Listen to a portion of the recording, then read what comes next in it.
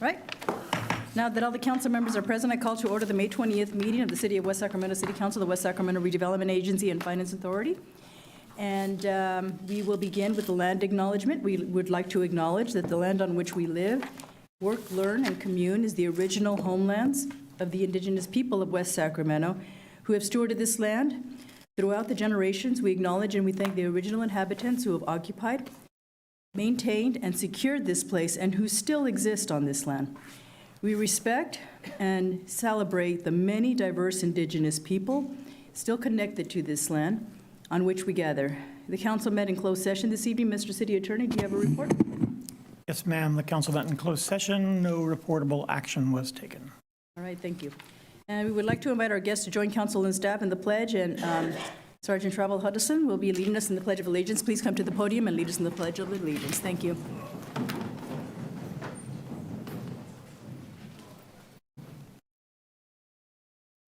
All right, please salute.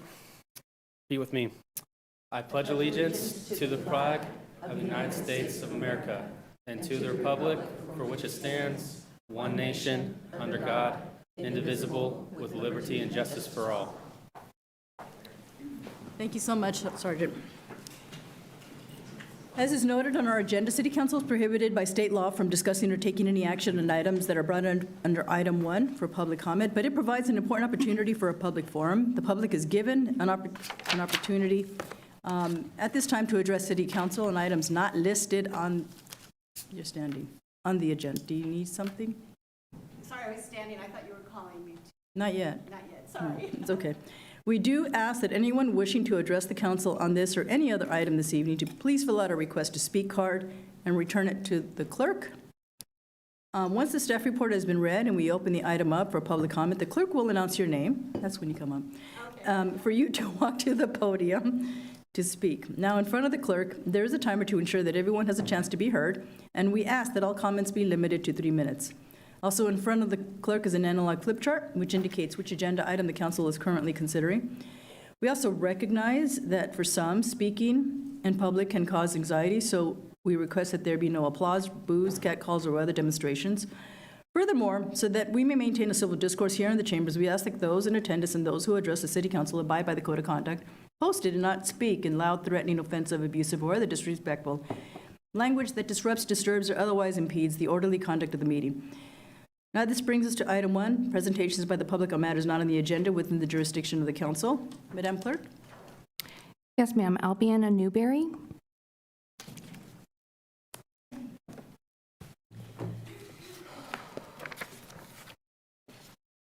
Good evening, Mayor Guerrero and members of the City Council. My name is Albiana Newberry, and I live at 408 Alameda Boulevard in West Sacramento. I have been a resident here for over 12 years. I am a paying active member of the West Sacramento Art Guild. I was recently accepted into the Fine Arts competition at the California State Fair this year, and currently have artwork showing at Gallery 1075 of our community center. I recently filed for 501c3 status for the Delta West Artist Alliance Foundation, a new public service organization. The specific purpose of the corporation is to support and promote the arts through fundraising, educational programs, community outreach, and charitable initiatives that advance artistic expression, cultural enrichment, and access to the arts for the public benefit. As part of our launch, we are planning the first annual Night on the Town 2026 fundraising for the arts scholarships. The event is tentatively scheduled for Saturday, September 18th, 2026, from 7 p.m. to 10 p.m. at the Black Box Theater to make this a more enjoyable and successful evening for our exhibitors, local business owners, and guests. It is important that we can become a valuable community partner here in West Sacramento. We're eager to collaborate on the arts-related events, support local artists, bring educational programs to our residents, and help make the arts more accessible to everyone in our city.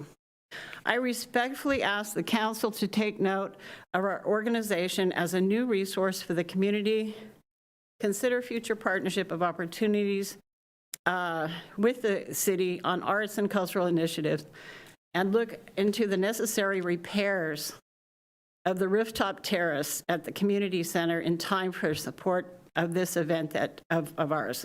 Thank you for your time and for your continued service to the residents of West Sacramento. Thank you so much.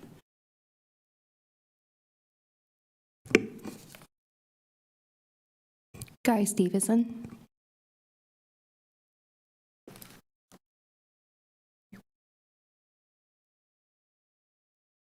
Hello, Guy. How you doing? Good. Mayor, city council members, I have an issue. You've heard this issue. Nothing's being done about it. They can stand there and say whatever they want about the food vendors. There's a lot more going on with these food vendors than you think. You know, they sell food, and you know they're not compliant. They don't have licenses, and it has nothing to do with race. You know, I've been called a racist by somebody in this building, like I told you before, because they think I'm picking on these people. I'm not picking on them. You know, if you don't have a license, you don't have a tax ID and number, or you don't have the health department looking at your stuff, you can get food poisoning. Guess what? You can die from food poisoning. People say that you can't, you can. So I have an issue with it, and they're doing other stuff besides selling food, believe me. And, you know, you can either believe it or not believe it. It doesn't matter. You know, there's a bit, the other thing I was going to bring up, there's a big fentanyl problem here in town. In one building, right down the street, they had 4 deaths from people under the age of 50 years old from fentanyl. And I have an issue with that. I think that every city employee that works at Public Works, that works at other departments that deal with the public should be carrying Narcan. Because you got a lot of people that are doing a lot of bad dope here in West Sacramento. It's almost as bad over here as it is over there.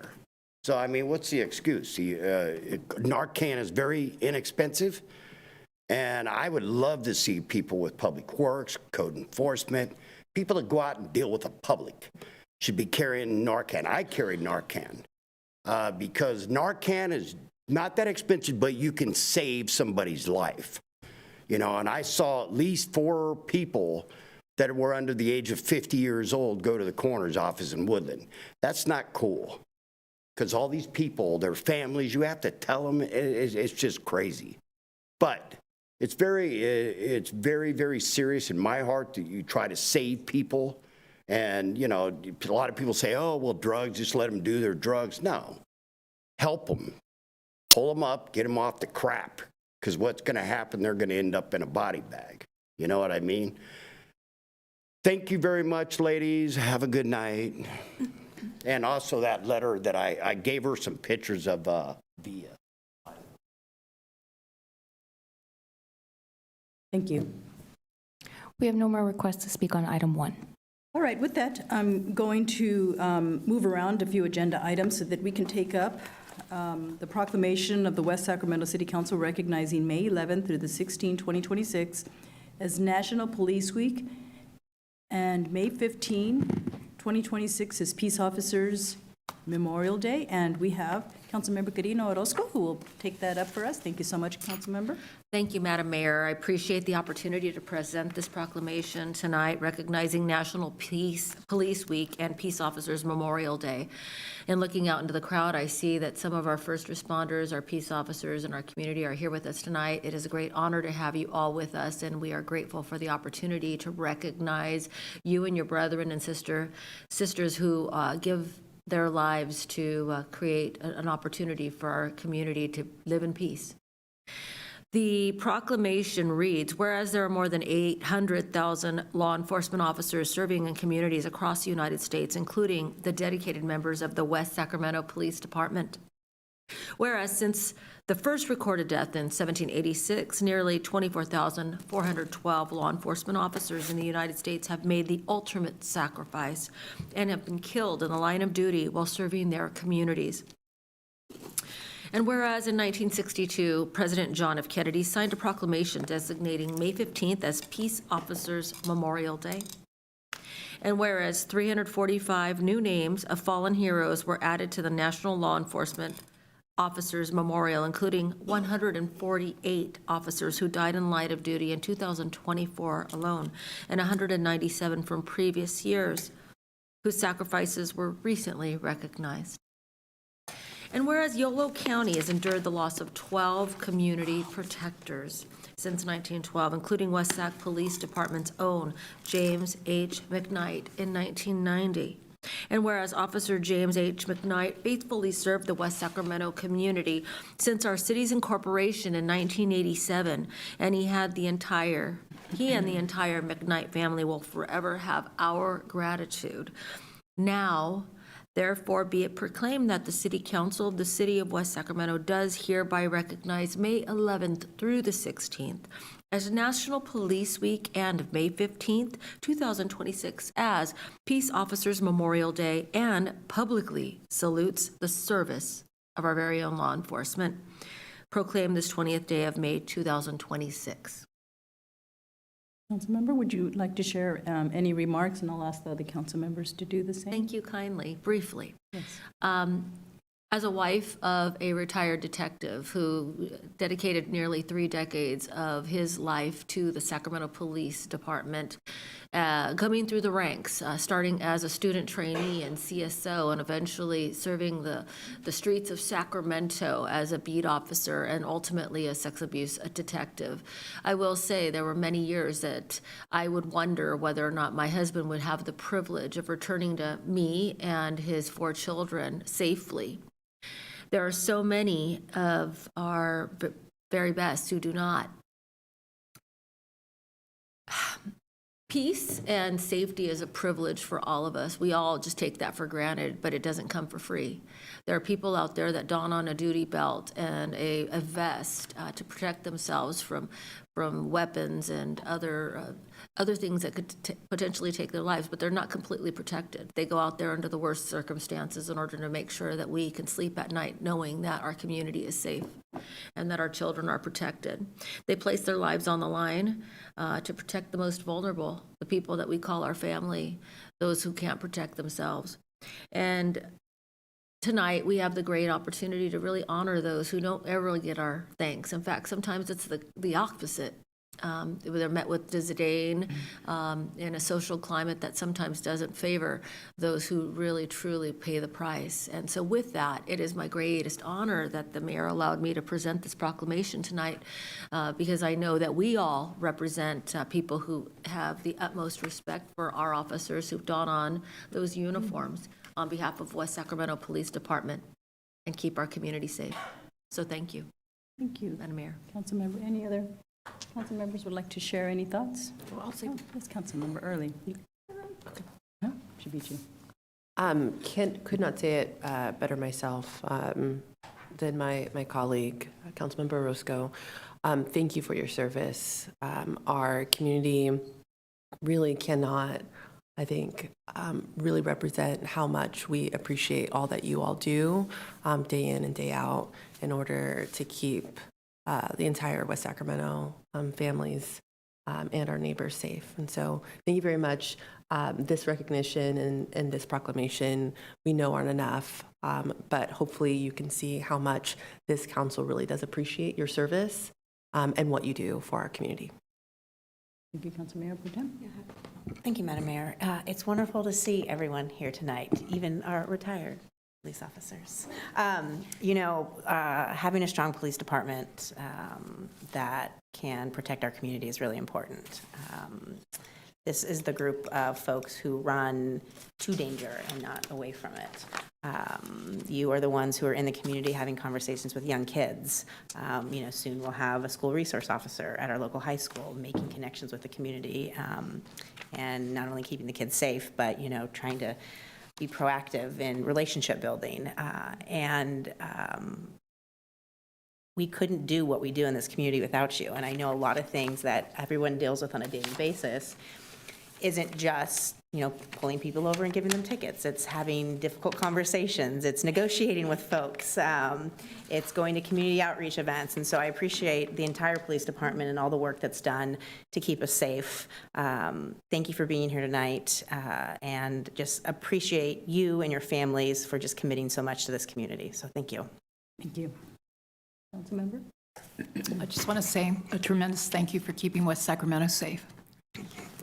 So, yes, I just want to say to all of you, thank you for all you do for our community. You do put your lives on the line for us. You do, hearing from what is happening down on West Capitol, the challenges, addressing homelessness is sometimes challenging, those with substance abuse and family fights that I hear you put yourselves out, finding guns and dealing with quite, versatile situations.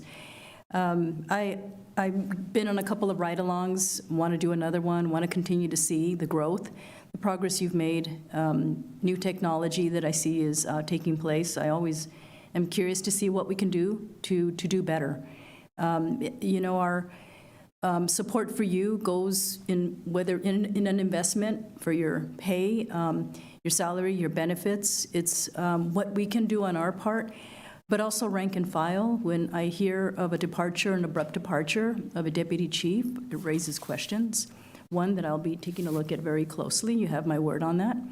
I'm just making sure that, everyone in the department feels as safe and secure and supported. And that's something I think I've always been transparent about, making sure that you feel that you have the support to get your job done.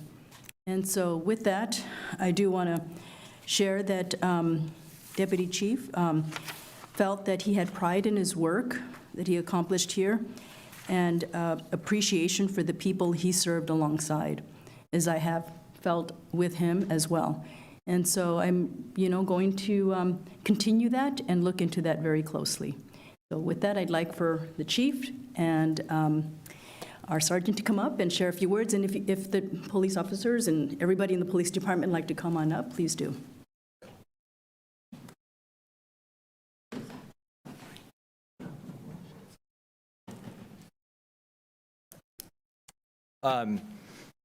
Thank you. I think it's incredibly important that you all make the decision to make this statement collectively, together.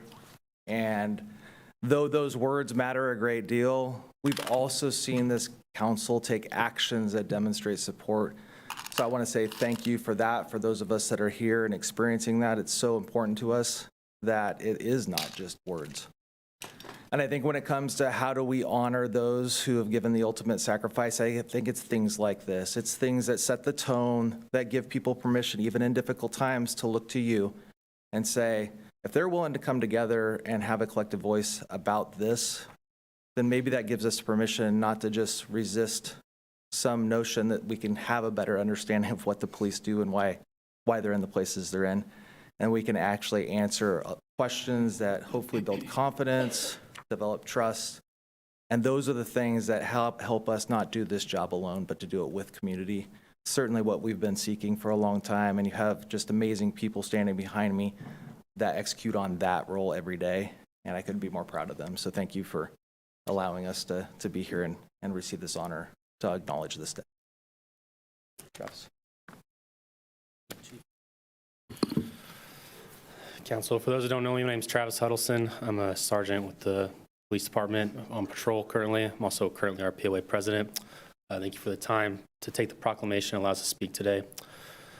On behalf of the officers that I work with, we live in a very volatile world. In the 10 years I've served this city, there's been a lot of changes that have happened across the profession and even in the city with a massive amount of growth. But despite all these changes, what has remained constant is the drive and the commitment of all the wonderful people I've worked with. As you've all mentioned, it takes a lot of sacrifice and a lot of dedication to go out and face the challenges that we face. And while it's very easy to get sucked into national politics or national crises, we are very committed to the service of this great community. And I truly believe the strength of our department is a reflection of the strength of this community. And so your proclamation today means a lot to us. We really appreciate it, and we look forward to our continued service. And the city of West Sacramento residents should feel confident that they're in very good hands here with the staff that we currently have. Thank you. Any other speakers? No? And Chief, I'm sorry, Madam Mayor. We got one more. Oh, good. I was just curious. I didn't know. Hello, Lieutenant. I'm Lieutenant Ryan Lukens. I think everybody knows me. I am also the president of the PMA, so I just wanted to say my part of thank you. I'm also a lifelong resident of this city and grew up roaming around these streets and never really had a care in the world as a young person. And that's pretty much due to, the public safety and the care that chiefs, past chiefs, councils, and everybody involved in city government takes to really, place that importance on community safety.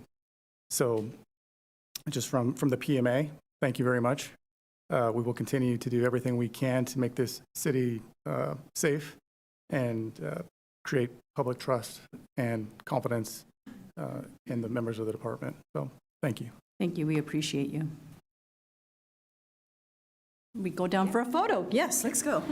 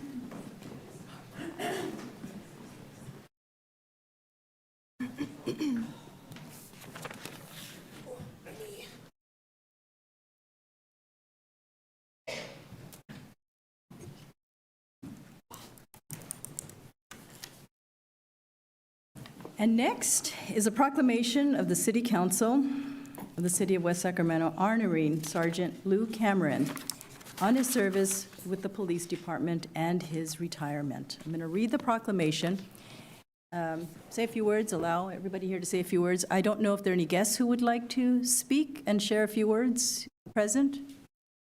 Anybody like to raise their hand?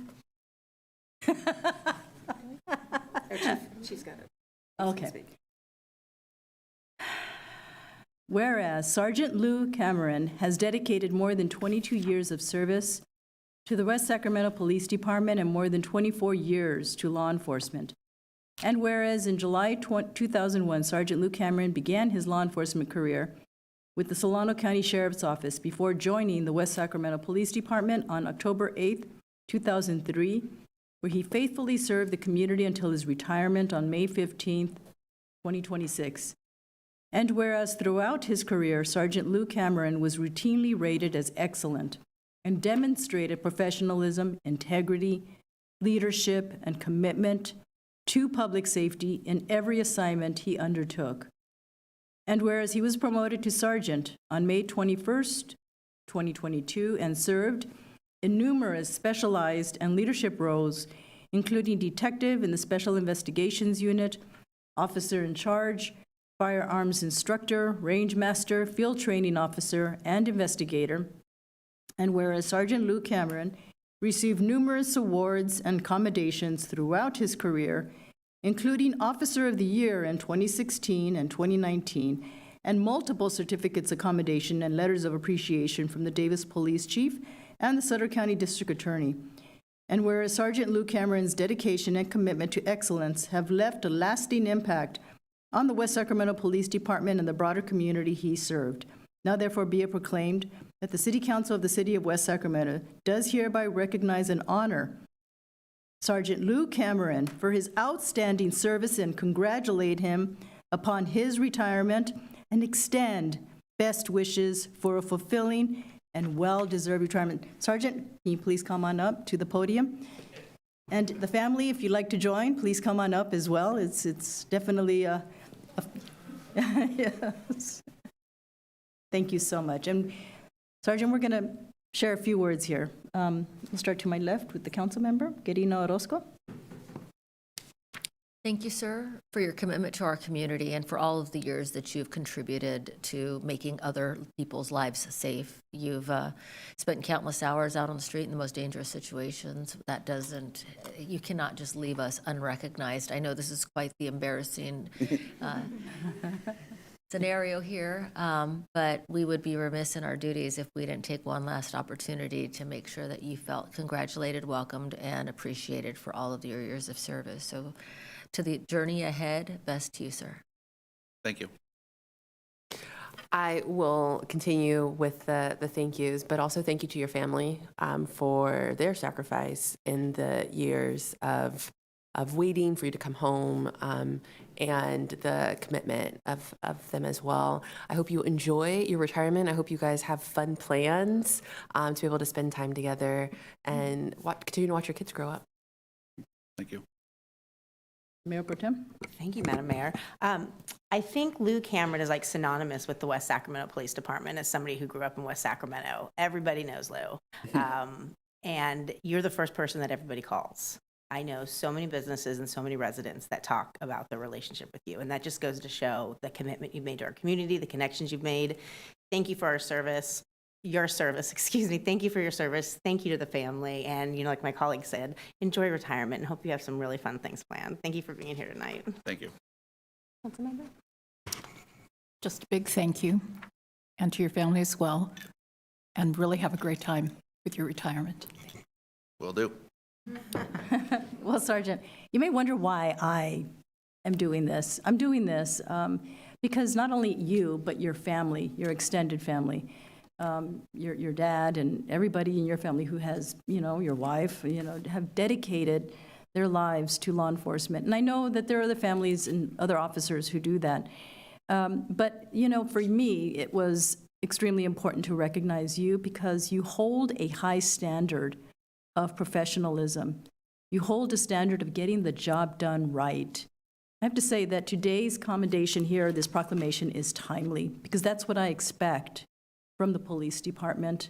I expect that, and your ability to communicate when it's necessary and timely and clear is important for officers to get the job done right.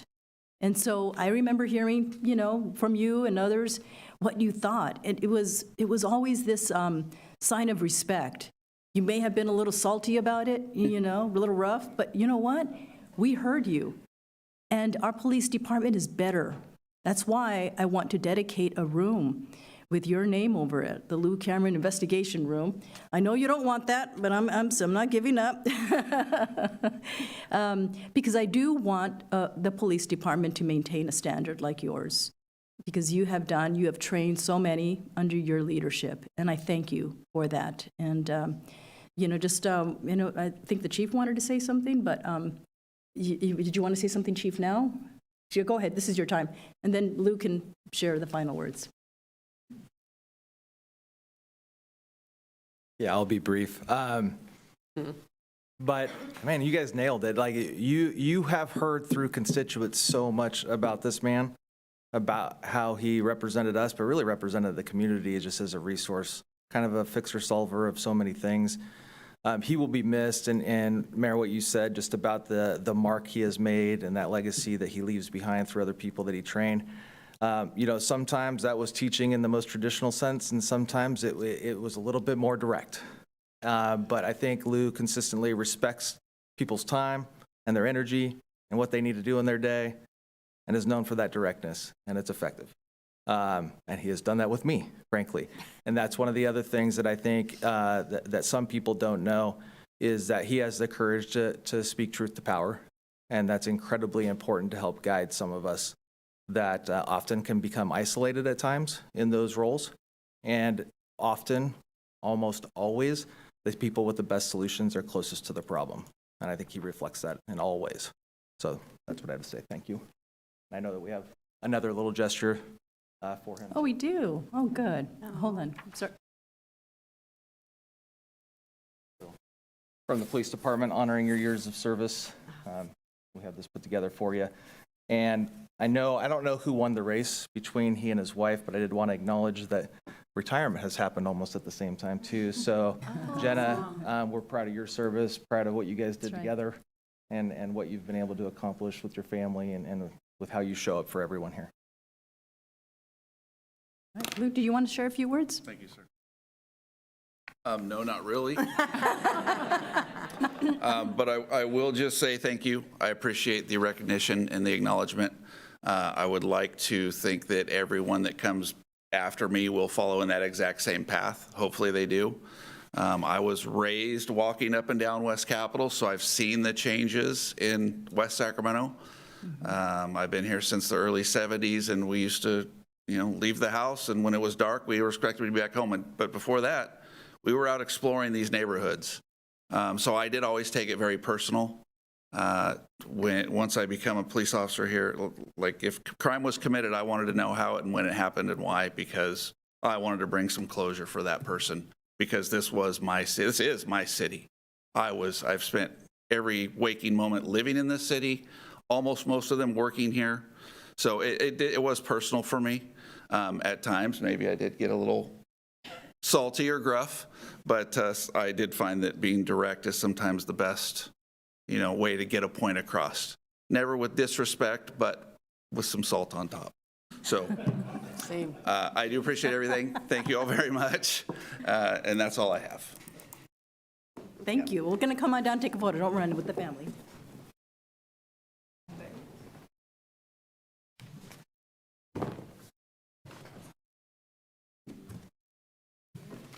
You want this or not?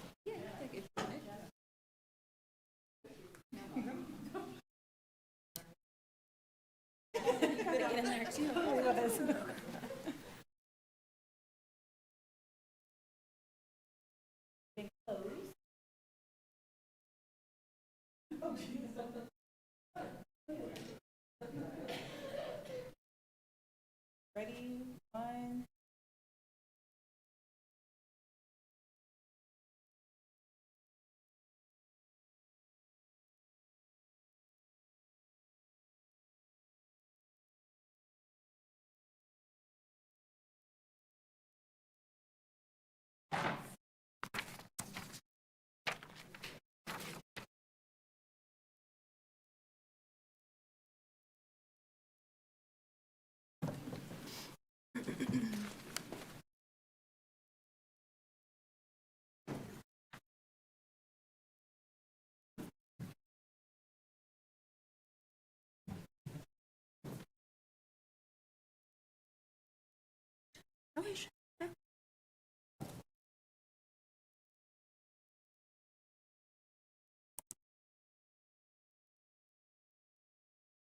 Okay, now we're moving back to the presentations. We have two, and the first is the presentation by Iola County Youth Empowerment Summit. And we have Jesse Salinas. Please come on up.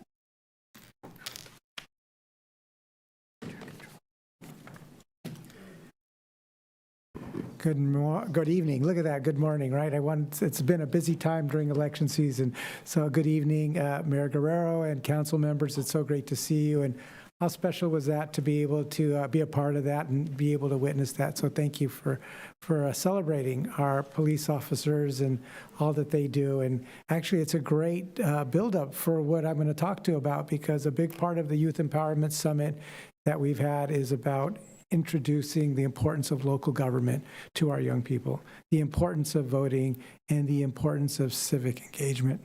So as you can see, we have our Youth Empowerment logo that happens, and I've shared, I think, in the past that it is a logo that was designed by a student, and it was a competition in year one, and that logo was selected by other students at a vote at our first Youth Empowerment Summit, and it's been our logo ever since. If we can move on to the next, please. Thank you. So just to summarize, what is the Youth Empowerment Summit? It's YES for short, as you all know, and it's a national award-winning program, and we're pretty proud of that because it was recognized by election officials across the nation as a unique program that is engaging young people. It was established in 2018.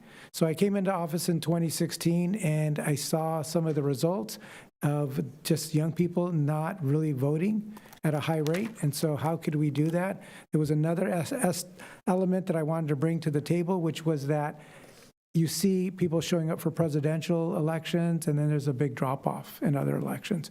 So I had a hypothesis back in the day saying the only way we can change that is start to introduce young people about the importance of voting, but also about the importance of local government. So with that, we actually established in 2018 the first summit, and we're now at our 9th annual summit, and the next one will be September 24th. Please put it on your calendar. You're all going to get an invitation. And one of the things that we're really excited about is, as you've seen, we've transitioned from the community college location we used to be at, which could only house about 70 to 80 students. So now we're at UC Davis as the ARC Ballroom areas A and B. And so last year, we actually had 141 students show up, which was wonderful. And what was neat about that is we think we have a little bit more we can squeeze in. We're going to shoot for 150 students this time around. I would like to say that we had 48 students. So of the 141, 48 were from West Sacramento, from both the high school and the Washington Middle College School. So great turnout in West Sacramento. And I know many of you were there as well to experience it. Part of what we're talking about is, again, the importance of voting, and I'll go a little bit more into what that is all about because the community needs to know why it's making a difference, and I'll show some data points of why we know it's making a difference. Another element we're going to add, because we piloted a little bit of this in the last one, which was to invite. In fact, you had your chief of police here. We actually invited a chief of police and a fire chief to the last one just to see how that played out, and it went really well. So we'll be inviting all the police chiefs and fire chiefs from the different jurisdictions that if they can join us, that they are welcome to join us. It just allows for dialogue. And so what we're doing is we allow this young people, again, to understand the importance of voting and getting civically engaged. Next slide, please. And just as a quick little summary, we have a local government 101, and it's where I go over and I share with the students how local government functions at a operational standpoint in terms of the way the policies and the structure. So I share how there's a governing body for city councils, for school districts, and for the Board of Supervisors, and how they have an administrator that you direct to implement your vision, your policies, and utilize the budget that you've adopted. So I provide a quick crash course, as I call it, on that oversight, so students get to learn about those basics. And then they get to sit around roundtable discussions with elected officials and city officials, which is always probably the most powerful part of YES, because the students and the electeds who participate truly enjoy the conversation that they have, and we get a chance to see that dialogue and connection with young people, which is very special. And that's part of what makes YES so different than anything else that's out there, because it is that opportunity to talk with local leaders in that context. So another element is that we have a mock election, and we actually give them a ballot that looks like an official-looking ballot, and we compare it to data points of information. And I want to give a shout-out to Adrian Wheeler, who's in the audience over there. He is my project director and coordinator for the program, and he finds data points nationally on what young people view on certain key topics. It could be about climate change, vaping, it's all kinds of myriad of questions. And because he's got that national data, we can put questions to ask the students those same questions. And because it's a mock election, we run the election there while they're having lunch. And then after lunch, we show them their results compared to the national results. And you get a lot of oohs and ahs when they start seeing where they fit into the national dialogue on some of those issues. One of the things we did that I'm actually pretty excited about, because we did, since it was September, and you know we had a Prop 50 election that took place in November, we actually drafted and added to the ballot measure that voters voted on. And I wrote up a very simplistic pro and con summary just to keep it neutral, and we had the students read that and vote on it. And one of the fascinating things about the data points on that, across the state, there was a 64.5% approval of Proposition 50. So I was curious to see where the students were, because this was a good month and a half before we actually had the election itself. And it turned out 73% of the students said yes. So I was wondering if that was going to be a bit of a bellwether for what was going to happen with Prop 50. And so I told the students, you voted on this, so you understand this issue now. I want you to track it on your own. You know your 73% said yes. I wonder what the rest of the state is. So I gave them that homework assignment to follow that ballot measure and see where it ended up. So it was really positive. Another new element that we added, which part of what we are driving for, is helping young people to have a voice, not only in voting, but participating in their community. And it's so important. So we actually had, we called it the afternoon of engagement. So we had new nonprofits table at the event in the afternoon. So the students got to go around and learn about nonprofits that are making a difference in Yolo County, and learn about it and encourage them that if this is something they want to participate in and get civically involved, great organizations to stay connected with and get more involved locally. And that was a huge success, not only from those who participated, they enjoyed talking to the students, but the students rated it very positively as well. I would like to kind of, and if you can give me next slide, please, because I want to highlight these pictures. And the young woman on the top right, Kaylani Griffith, some of you probably know who she is. She emceed the event, and she is a star. For those of you who don't know her, she is an amazing star. And we loved having a young person emceeing this event because it's about young people. And she brought it. She did a fantastic job. Her energy was fantastic. And in fact, afterwards, we had a student come up and say, I'd like to do that next year. And that was wonderful. So anyway, she was fantastic. We're so proud of the good work that she did. And these are just some pictures of some folks that were around the table. And we did include the school superintendent to kind of engage them, and that was actually incredibly well received as well. So again, we're expanding the program as we speak. Next slide, please. So this, I liked, those of you who know me, I'm a little bit of into data, and I love to do things and telling me if I'm moving the needle. So this shows, since the very beginning, we did pre-surveys to say, asking students these questions. And we asked them to rate from a strongly agree down to a strongly disagree in that spectrum, or I don't know. So we would ask them on the left side is the pre-survey results. So the question that I'm highlighting here is, I understand how the voting process works. You can see strongly agree was only 12%, and agree was 65%. I want you to see the difference after this one day with them. The strongly agree went from 12% to 46%. That's a 284% increase. That's a huge shift. Just saying, I now understand how voting process works. If you go to the next slide, please. So the next one is even more astounding.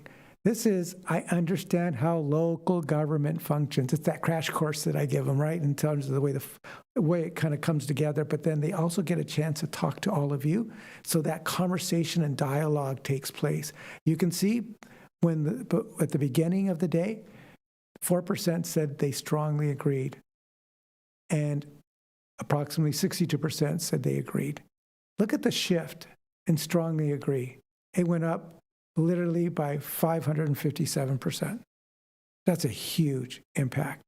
So young people are starting to understand from this program and how we're engaging them. Next slide, please. So next one is, I understand the role of elected officials in government. They need to understand what you all do and how important it is. And you can see the strongly agree jumped up again, 160%.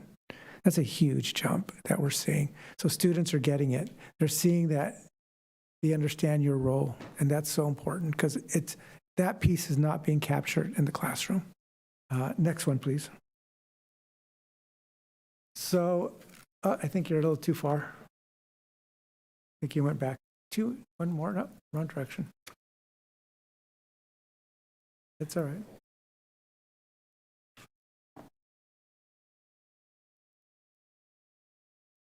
There you go. So the next one is, I feel confident that elected officials would respect my opinion. Again, look at the shift. You went from 15 students strongly agreeing to 51 when they were done. Again, a huge shift, and you see them going from the agree to strongly agree. And the amount that disagreed or strongly disagreed dropped tremendously. Again, we're moving the needle. Students are getting the difference there. Next one, please. And this one is a very powerful one, right? Because we're asking them, do you feel empowered to make positive changes in their community? And here's the number again. It jumps up on the strongly agree by 83%. And the ones that are disagree or strongly disagree just drops significantly. So we're making a difference and getting people engaged. And part of what we're in the process, I have to give a shout out to not only the numerous partners that we've had working with us on this, but the County Office of Education. We're working closely with Garth Lewis and his team. We're working to engage the schools. We're also working with the U.S. History and Social Science Project as a strong partner. We have this program that we call the Yolo County Youth Civic Initiative, because this is only the first step, because that's only one day where we're going to impact 150 students perhaps. We're now talking about bringing it into the schools so that every student in Yolo County can start to have this dialogue with the teachers, and then this becomes a crowning jewel where they get a chance to talk to the electeds. We want this to continue to grow, and there's an interest in seeing the expansion, and that those partners I talked about, we're working every day, kind of seeing how we can make sure this eventually gets into the classroom in terms of that level of engagement. Next one, please. So I want to share with you, what a difference is this making? You saw the data points, but what is it making a difference in terms of actual voters and that are young people? So what this data shows is that California registered voters of 18 to 25-year-olds is at the primary election on March 5th was at 15%, because we had low voter turnouts. Overall in that election, to give you context, the statewide average was 35% in that primary election. And historically, those 18 to 25-year-olds have been historically just underutilized in terms of their voting power. So we wanted to really focus, are we making a difference? And you can see, if you look at California registered voters, of that age group, 15% voted in that election. But those who participated in yes was 25%.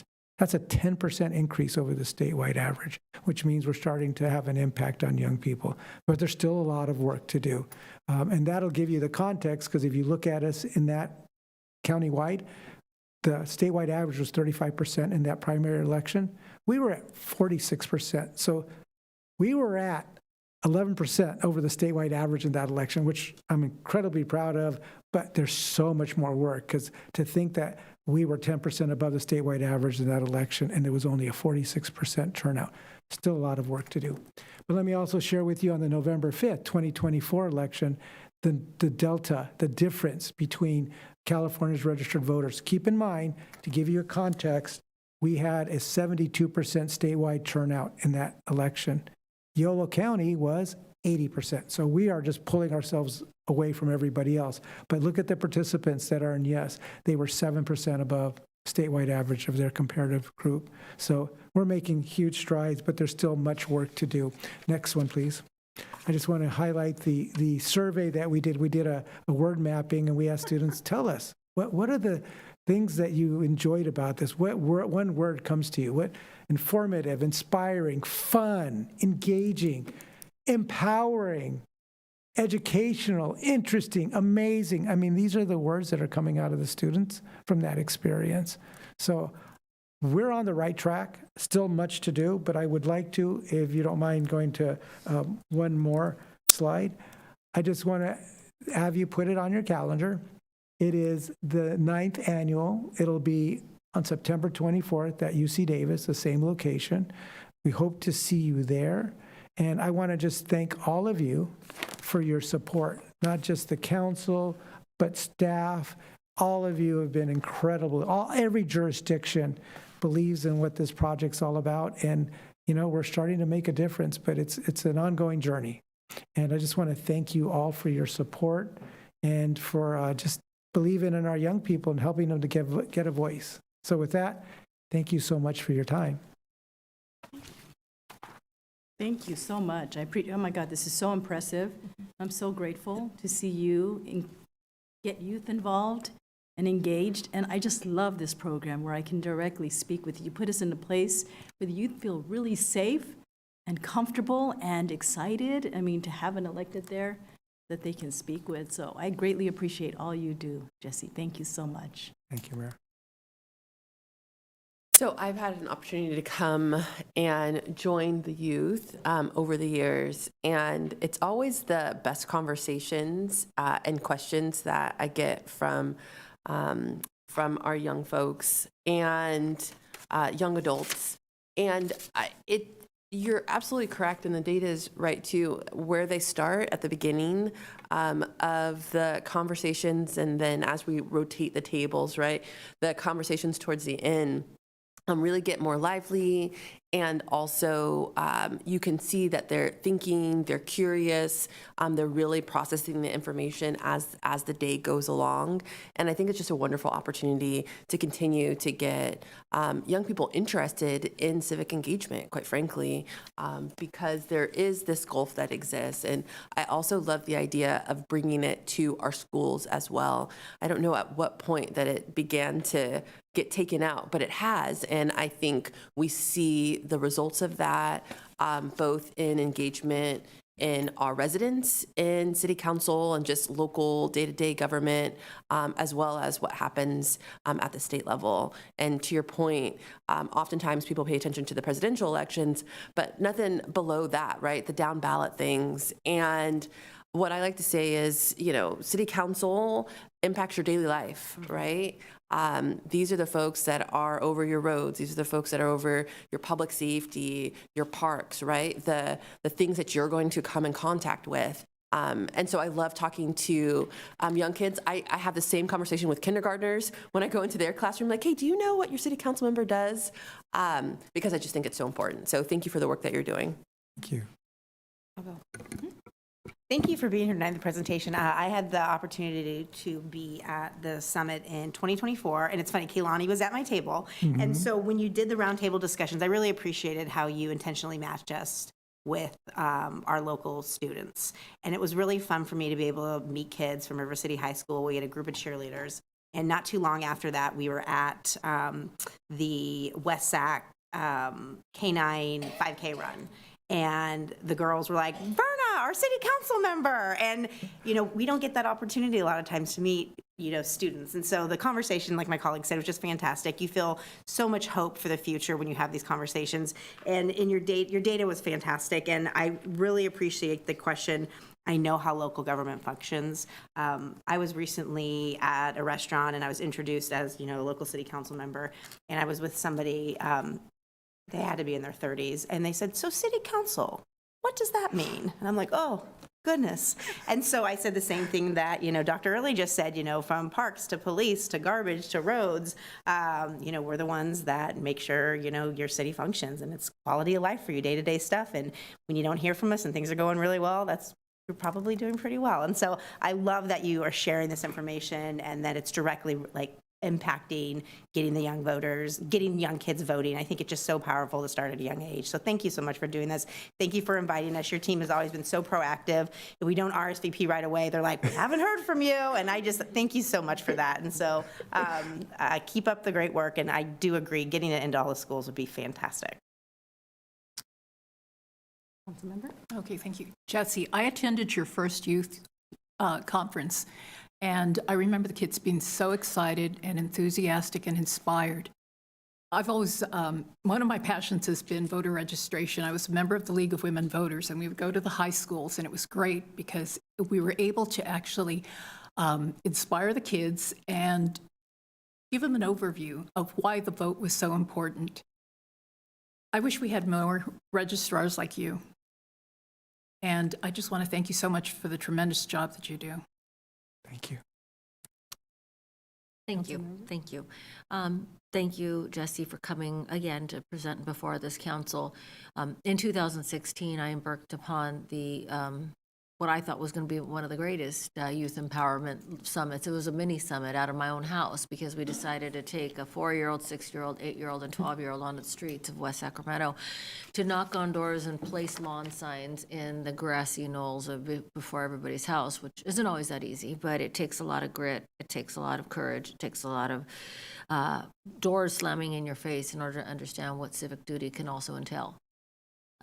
Children have always been the focal point of my service with West Sac Kids Give Back, West Sac Girls Give Back, the school supply drives we do. And so when I see something like this that's countywide, that's opening the doors to service. When I look at the pictures on the wall here to my side, I think about the region's only all-women council and one of the very few in the state. And the existence, regardless of what it is that we say from the dais, the existence value of having photographs like that make this type of service accessible to the youth. It makes them understand that this isn't just reserved for those who are unlike them, but rather it is for them. And so I've had the opportunity to attend multiple youth empowerment syndrome. I'm a DA, okay. Youth empowerment summits over the years, and I've met some pretty remarkable young people who I will entrust our future. So thank you so much for introducing them to our community and vice versa. I truly hope that through this summit, we are able to really, truly inspire our future leaders to take the dais in our stead. Thank you very much. And I will just share that. So some of you have met Dulce Alfaro. She's my outreach specialist. And when she first came on board, she goes, Jesse, I believe I was at your summit in the beginning. And I said, really? And she went into her closet and found the certificate. She was in the first summit ever. Oh, cool. And now she works for me as an outreach specialist. So you talk about full circle. And even just this past recently, as you know, Woodland just opened up their new water center, their aquatic center. Well, a student who works currently for the Parks and Recs Commission came up to me very excited, and he goes, I was at the summit too. Yeah. So we now have young people that experienced it and are giving back, and that's what it's all about, right? That's why I want to, as you've all said, the importance of getting them throughout our community and finding ways for them to feel like they have a voice, they can make a difference, and what better way than to get involved and make a difference at the local level. So I want to thank you so much for your support, and just thank you for your leadership and helping us to give these young people a strong voice moving forward. Thank you. Thank you so much, Jesse. Thank you for being here. Thank you. All right, next we have the presentation by Sacramento Yolo Mosquito and Vector Control District. So we have Janelle Derrick. Oh, sorry, we have somebody else coming on up.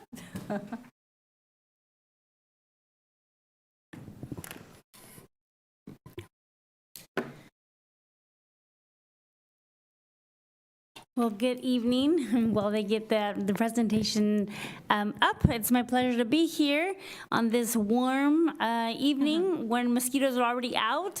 It's time for my annual presentation. It's my pleasure to be here along with Janelle. She is the representative for West Sacramento on our board. So I will be giving you guys a brief update on the mosquito situation and what we can expect for the rest of the upcoming months, because summer is around the corner. So let's get started. All right, maybe. I pressed where you told me. Let's see. Okay.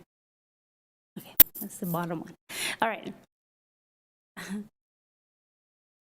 Okay, so as you know, we are the local district charged with protecting residents against mosquitoes and mosquito-transmitted diseases. We operate under the California Health and Safety Code, and our job is to make sure that residents can go outside without being eaten alive by the mosquitoes, which I'm sure you may or may not have already experienced some bites. So mosquito season is here. We've had kind of odd weather, right? So today is super hot. I saw that it's supposed to be raining next Tuesday. We've recently had some rain as well. So that combination of the rainy weather with the warm temperatures kind of gives mosquitoes a head start. And you know, West Nile virus continues to be an issue for us, as well as the concern for dengue and invasive mosquitoes is also growing. So you know, mosquitoes are going to be a hot topic from now until October, when it really starts to cool down. And it's still a little bit too early to tell what kind of a season it's going to be in terms of mosquitoes, but based on the fact that today we actually got our first mosquito samples that tested positive for the virus in Tahoe Park in Sacramento, you know, it does promise to be a very busy mosquito season, because this is a lot earlier than other years. All right, so as you know, mosquitoes come from different types of habitats in Yolo County. We have lots of agricultural areas. Obviously, we're very close to the river. Lots of areas where mosquitoes can grow. As a district, we know where those big sources are, but it's really the small backyard sources that we're more concerned about, right? The dog dish, the fountain, the kiddie pool, the neglected pools. One neglected pool alone can produce about a million mosquitoes over the course of a summer. And oftentimes people always say, well, I'm a good homeowner. I don't have any stagnant water. Why do I still have a lot of mosquitoes in my house or in my yard? Well, it could be that maybe, you know, a neighbor 2 or 3 blocks from you has a pool that looks like that, that's green and dirty, and those mosquitoes can actually fly 1 to 2 miles and infect an entire neighborhood. So, you know, mosquitoes are definitely, they can not only be a nuisance, but obviously, you know, they are also a health threat. But again, I always say the mosquito control is a collaborative effort. We need everyone to do their part to at least once a week look around their yard to drain any sources of stagnant water before they become big problems, okay?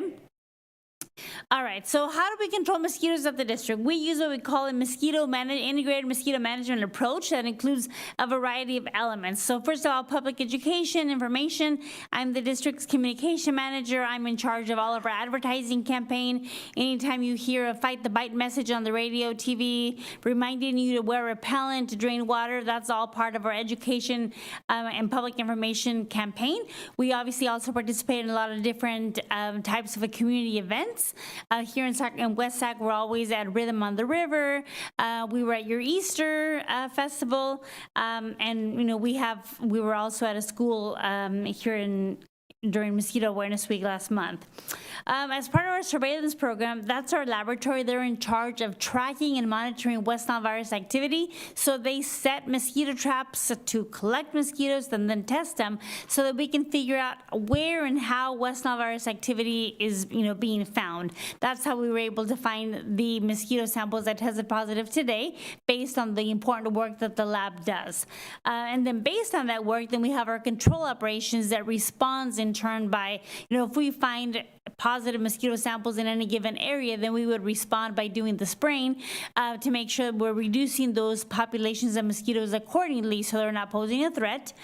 We also have our biological controller, our mosquito fish. If you have a pond or a fountain or a horse trough, we provide those mosquito fish.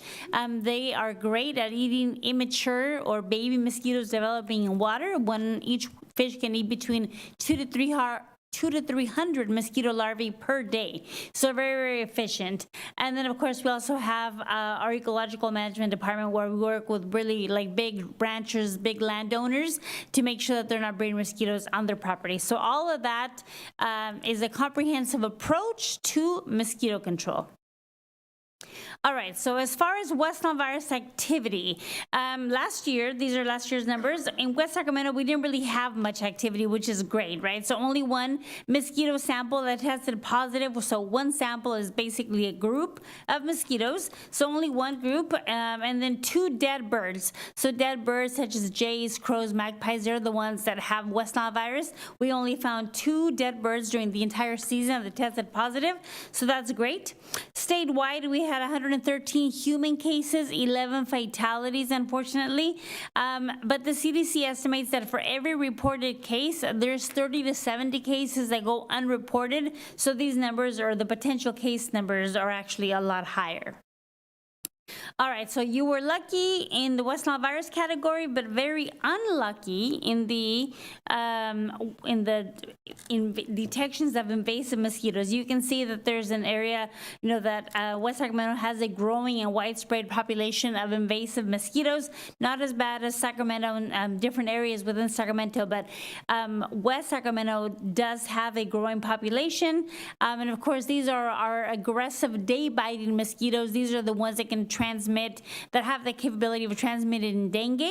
So 2 species that can transmit West Nile virus, 2 different species of mosquitoes that can transmit dengue. In our whole area, we have about 27 different species that are active at different times of the year. So the reason why we're so concerned is because, we're also already starting to see local virus transmission in Southern California of dengue fever. So with the fact that these mosquitoes are present now, all it would take would be for somebody to travel somewhere, get infected with dengue, come back, get bitten by one of those mosquitoes, and then that mosquito gets infected, and then it can bite somebody else that hasn't traveled, and that's how locally acquired cases occur. As I said, we do see travel-related cases every year, and then the locally acquired case numbers are also growing, unfortunately. All right, so how are we controlling these invasive mosquitoes? Or we actually need a lot of new tools because they are a growing threat. And last year we actually we launched a pilot program called the Sterile Insect Technique Pilot Program. We launched it in South Natomas. So basically what we did was we were releasing sterile male mosquitoes. These mosquitoes do not bite, and when these sterile male mosquitoes mate with the wild mosquitoes that might be in any given area, her eggs don't hatch. They're infertile, so it's a way of reducing mosquito populations over time without the use of pesticides. And we had very good results. We were able to decrease mosquito populations in that South Natomas area by about 40%. So because of these encouraging results, we are going to be moving forward, we are going to be expanding this SIT program to other areas. Right now, we do have plans to roll out the same program in an area of Sacramento County. And we're going to continue with our surveillance efforts, with our education efforts, and of course, always encouraging people to report those mosquito breeding sources or problems to us so that we can go ahead and make sure that we're keeping a handle on this latest problem. So West Nile virus season is really upon us, and then of course these invasive mosquitoes, they're really a fall type of mosquito, but we're finding that because it's warmer and warmer, like earlier in the year, they're becoming more active earlier in the year, not just in the fall. So again, this sterile insect technique is proving to be a valuable tool for us, so we will continue to use it along with our education and surveillance and everything else that we do. So with that, I'm happy to take any questions. Any mosquito-related questions you're itching to ask? That was good. That's a good one, huh? Any questions? No, but I would like our PIO to connect with you to continue to socialize this information and find ways to, fight the bite. I love that too, thank you. Okay, so Janelle just reminded me of something very important. So as part of our free services that we offer, we do offer free home service inspections. So if you're having problems with mosquitoes around your house, you don't know where they're coming from, you can call us and we can come out and conduct a free home service inspection. We also provide the free mosquito fish that we can deliver to you for your pond, your fountain, your horse trough. We put them in the rice fields, all the pastures, all the Vic Fazio wetlands. They're stocked with mosquito fish to help us control those mosquitoes. We also offer free mosquito repellent wipes for any of your city events, your music in the park, your movies in the park, all your summer activities that are coming up. We provide those for any agency that works with the homeless populations, especially along the river here in West Sacramento. That's all part of our free services that we could deliver to you. And of course, if there's any other groups that you think would benefit from a presentation from me, then I'm happy to come out and do a presentation for your neighborhood association, your PTA, like anybody that will listen to me, I will gladly talk to you about mosquitoes. I love it. Are you connected with our reclamation district? I don't believe so. Maybe we can make sure they have the general manager's contact information, Blake Johnson, who I think the fish would be helpful, where we have our waterways, our drains and things like that. We have a lot of areas. In the Southport area, we could put some fish. Perfect. Might get eaten by bigger fish, but yeah. Thank you. That's great. Nothing else? All right. Well, thank you so much for your presentation. Thank you. Next is our proclamation, which is the proclamation of the West Sacramento City Council recognizing May as Asian American and Pacific Islander Heritage Month. And Councilmember Carino Orozco, you'll be doing the presentation. Thank you, Madam Mayor. I do appreciate the opportunity to present this proclamation before our community. Tonight, we are offering the proclamation of the City Council of City of West Sacramento designating May 2026 as the Asian American and Pacific Islander Heritage Month. Whereas the City of West Sacramento proudly acknowledges the rich cultural heritage and significant contributions of Asian Americans and Pacific Islanders in our community, and whereas AAPI Heritage Month is celebrated annually in May to honor the history, traditions, and diverse cultures of AAPI communities that have enriched our nation and, very importantly, the West Sacramento community. And whereas AAPI individuals have played a vital role in the development and growth of the City of West Sacramento through their entrepreneurial spirit, dedication, and education, commitment to community service, and contributions to the arts, sciences, government, and beyond. And whereas the City of West Sacramento is home to a vibrant and diverse AAPI population and recognizes the importance of promoting awareness and understanding of AAPI heritage while addressing the challenges faced by AAPI communities, including combating prejudice and discrimination. And whereas the City of West Sacramento recognizes the strength, resilience, and contributions of Asian American and Pacific Islander communities, and remains committed to fostering connection, belonging, collaboration throughout the community, reflecting the 2026 theme, Power in Unity, Strengthening Communities Together, which celebrates the importance of collective voices, shared stories, and building bridges that unite and strengthen communities in future generations. Now, therefore, be it proclaimed that by the West Sacramento City Council that the month of May 2026 be recognized as Asian American and Pacific Islander Heritage Month in the City of West Sacramento, and the City Council encourages all residents to celebrate the contributions of the AAPI community. Proclaim this 20th day of May 2026. Madam Mayor, may I continue? Yes, you may. Thank you. I'd like to ask Alexis Betancourt to please approach the podium, please. Ladies and gentlemen, I'd take your brief attention to call attention to the person at the podium. As we all know, every time we have a proclamation such as this, there are a variety of different ways that we would present this. Sometimes they're local community members, sometimes they're educational professionals, sometimes they are just figureheads in our community. Today, I ask our city council to please recognize Alexis Vittenkohl as our recipient of this proclamation tonight. Lexi, as she commonly is referred to, is a recent graduate of King Hall, which is the UC Davis School of Law. There, she's only fresh out of the school.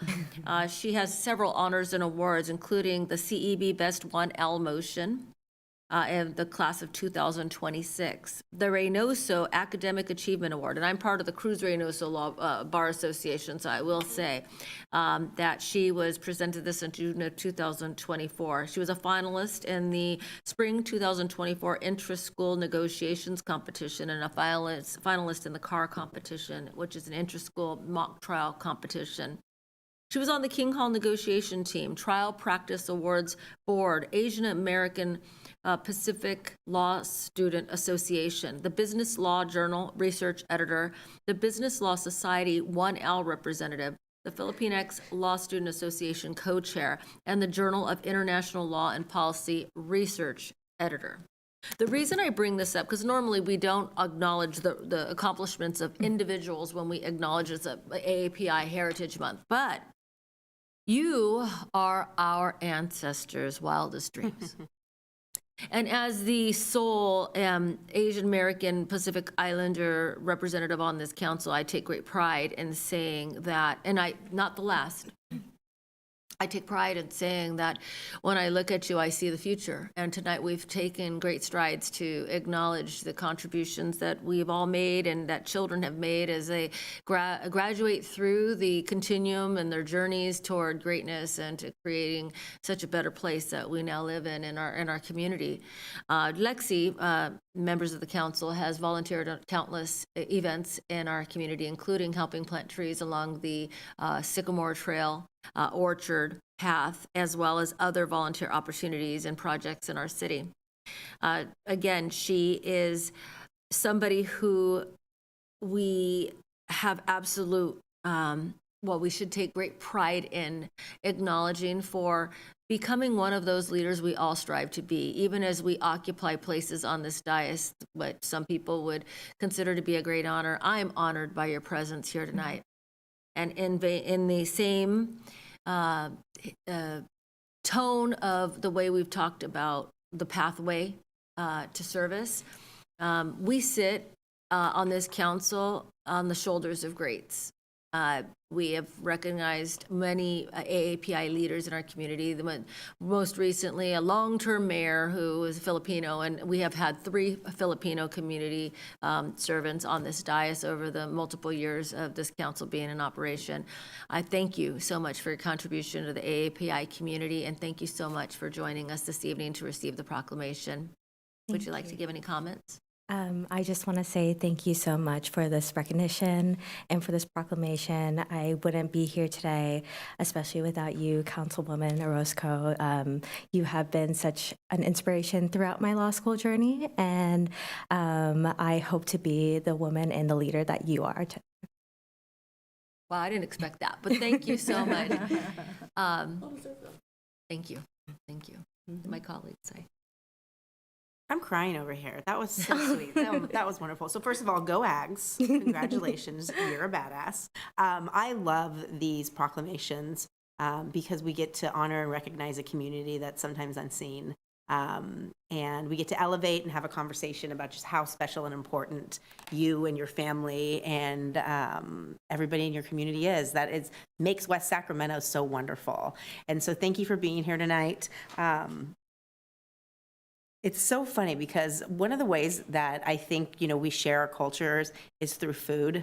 And Filipino food is just the best. And when we talk about, our connections to community and food and just these things, that's like, it always just comes so strong. And so I always am like, will somebody invite me to like a lumpia rolling party at some point? We talk about it all the time.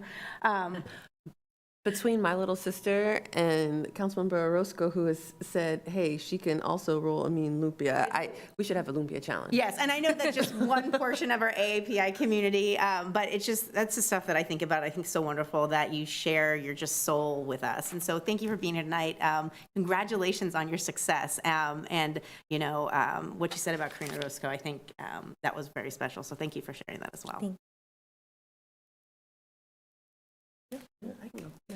I always also love these proclamations, particularly the ones where we're able to acknowledge the diverse culture of our community, our entire community, making sure that everyone feels seen and that everyone feels welcomed and that the diversity of our community is truly appreciated. I recently had the opportunity to go to Japan, and it was just such an amazing experience to be able to truly appreciate a culture that has temples that are over 1,000 years old, and really that has treasured and given everyone the opportunity to truly appreciate it. And that's, I think, one of the things that I love about our community as well, is us being able to do, again, things like this, as well as hold events in which we really truly appreciate everyone. And so thank you for being here. Also, go Ags. You are very impressive. And I would actually be curious, now that you said very, very newly graduated, what you're doing next. I will be going to LA and working at a firm for AI and data privacy. Love it. That's great. Continue to be impressive. Thank you. I was just going to say, your curriculum vitae was outstanding. It was so impressive. So I just want to wish you a lot of luck in your future and everything you do. Thank you so much. And council member is very humble. She's a family of attorneys as well, and a son with the private practice, practically. Yes. I wish you the best, and it is. Thank you so much, Councilmember Orozco, for recognizing this prominent and outstanding representative for the AAPI community. We have, as we go out and canvass and campaign, we get a chance to go meet who our people who are voters primarily are, and they are Chinese, Japanese. We have a history, Japanese internment victims here in our community. Had a chance to recognize somebody who made it to 100 years old, who was interned, and met with the family. And we have such a legacy of AAPI members of our community. So I'm so glad we get to recognize you, and as the legacy of all those that have come before us, and your continued service for our community. So thank you so much for that. And with that, we should all go down. Thank you.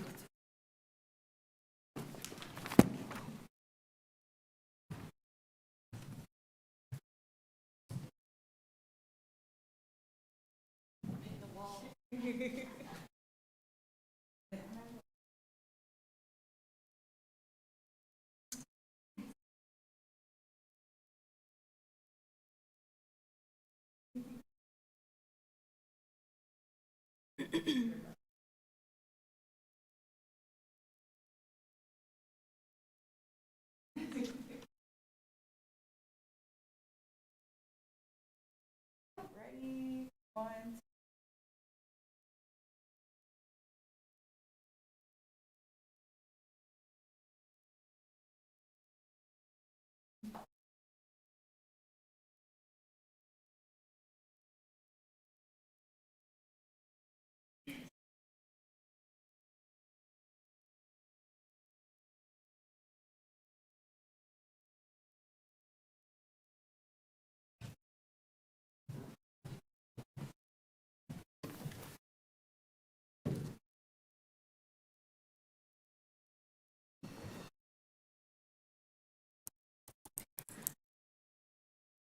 And up next,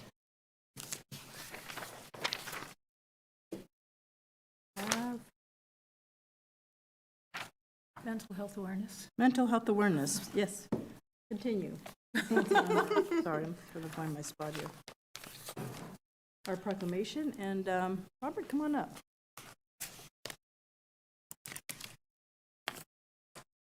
Proclamation of the West Sacramento City Council recognizing May 2026 as Mental Health Awareness Month. Good to see you. Good evening. Councilmember All right. Alcala, please Well, the present. best for last, okay? We got one more. Oh, one more. Works is going to be the best. All right. Long day. Well, you're the youngest in the family, so you're used to waiting. Here we go. Proclamation of the City Council, City of West Sacramento, declaring May 2026 as Mental Health Awareness Month. Whereas the City of West Sacramento is committed to supporting those experiencing mental health challenges, and whereas nearly 1 in 7 California adults experience mental illness, including 1 in 26 with a serious mental illness, and whereas local agencies and community organizations, including the Yolo County Health and Human Services Agency, work collaboratively to provide critical mental health services and support the residents of West Sacramento. And whereas in fiscal year 2024-2025,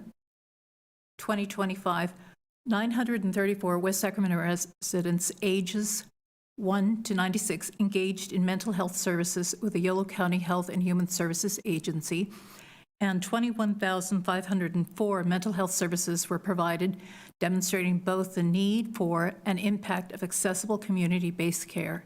And whereas ongoing investments in mental health services through collaborative projects such as the Crisis Intervention Team, the Crisis Co-Responder Model, and the Crisis Now Behavioral Health Receiving Center are strengthening crisis response and improving outcomes. And whereas the 2026 Mental Health Awareness Month theme, More Good Days Together, reminds us that improving mental health is a shared effort, and it calls on communities to come together to reduce stigma, expand access to care, and create more opportunities to make more good days possible. And whereas the council recommends everyone needing support utilize the 988 Suicide and Crisis Lifeline that provides free confidential support from trained counselors for mental health, substance use, and suicidal crisis. Now therefore, be it resolved by the West Sacramento City Council that the month of May 2026 is recognized as Mental Health Awareness Month, proclaimed this 20th day of May 2026. Rob, did you want to? Well, on behalf of the county HHSA and our director, Monica Morales, we want to thank you, Mayor, and the City Council members for the support and the acknowledgement. I want to actually especially express our thanks for the West Sacramento Police Department. David Walker, our clinician, has been there for many years responding to the emergencies, and it feels as he is part of the family with the West Sacramento Police Department. So thank you very much, Chief, for that. And safety, where the community is being one of the primary focuses of behavioral health interventions, we are expanding services and would like to invite you all to tour one of the receiving centers that we are currently working with in Sacramento for those individuals that sometimes need a little time out, a little bit of a respite. And so, we are expanding services, and again, thank you for that support. Thank you so much, Robert. I just want to say I'm so proud of the work you do, the leadership you show. Thank you. Any other comment? I do want to say, of course, as a clinician, I know that, the stigma from anyone who's seeking care is very challenging, but, we do want to reduce the stigma. Recently where a youth committed suicide, and it is something we still have to tackle these days. It has to get addressed. We have to be more vocal. So this proclamation is not just a symbol of, hey, let's just do it because it's May, but we got to be talking about it every single day, and doing more together in more outreach and communication for those in need who feel like there's nothing else they can do to be able to access care and support. So thank you so much for being here. Thank you for what you do out on the street. I've got a great team, and they make it happen, so thank you. Thank you. Appreciate it. I'm sorry, I never speak after you, but may Oh, I just yes, go thank ahead. you? Sorry, Go I ahead. missed my opportunity. Thank you for representing today.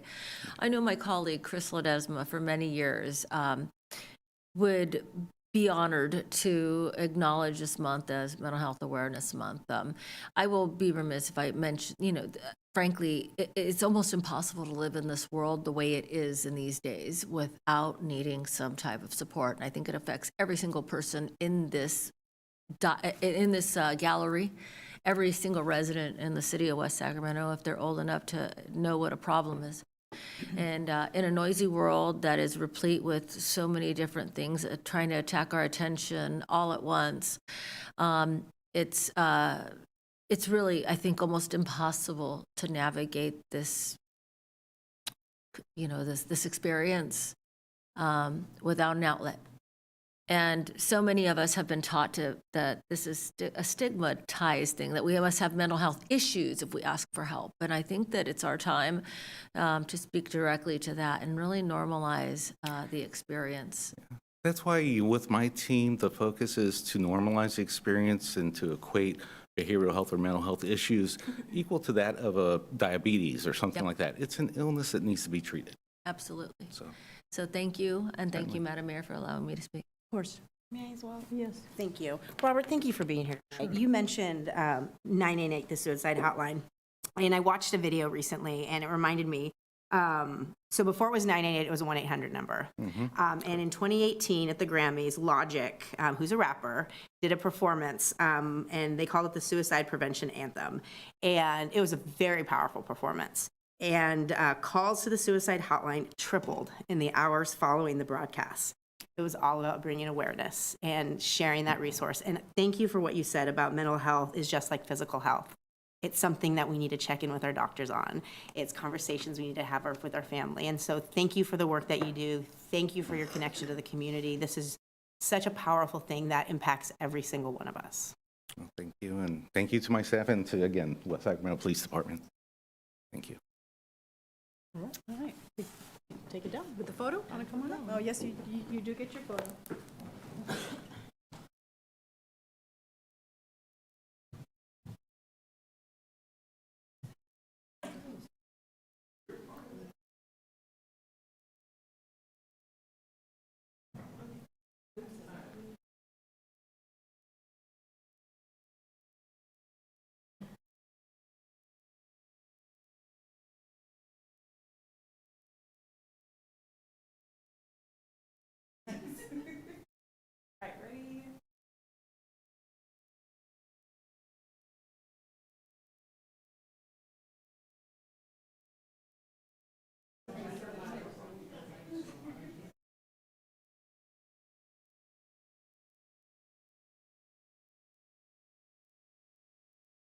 For me again.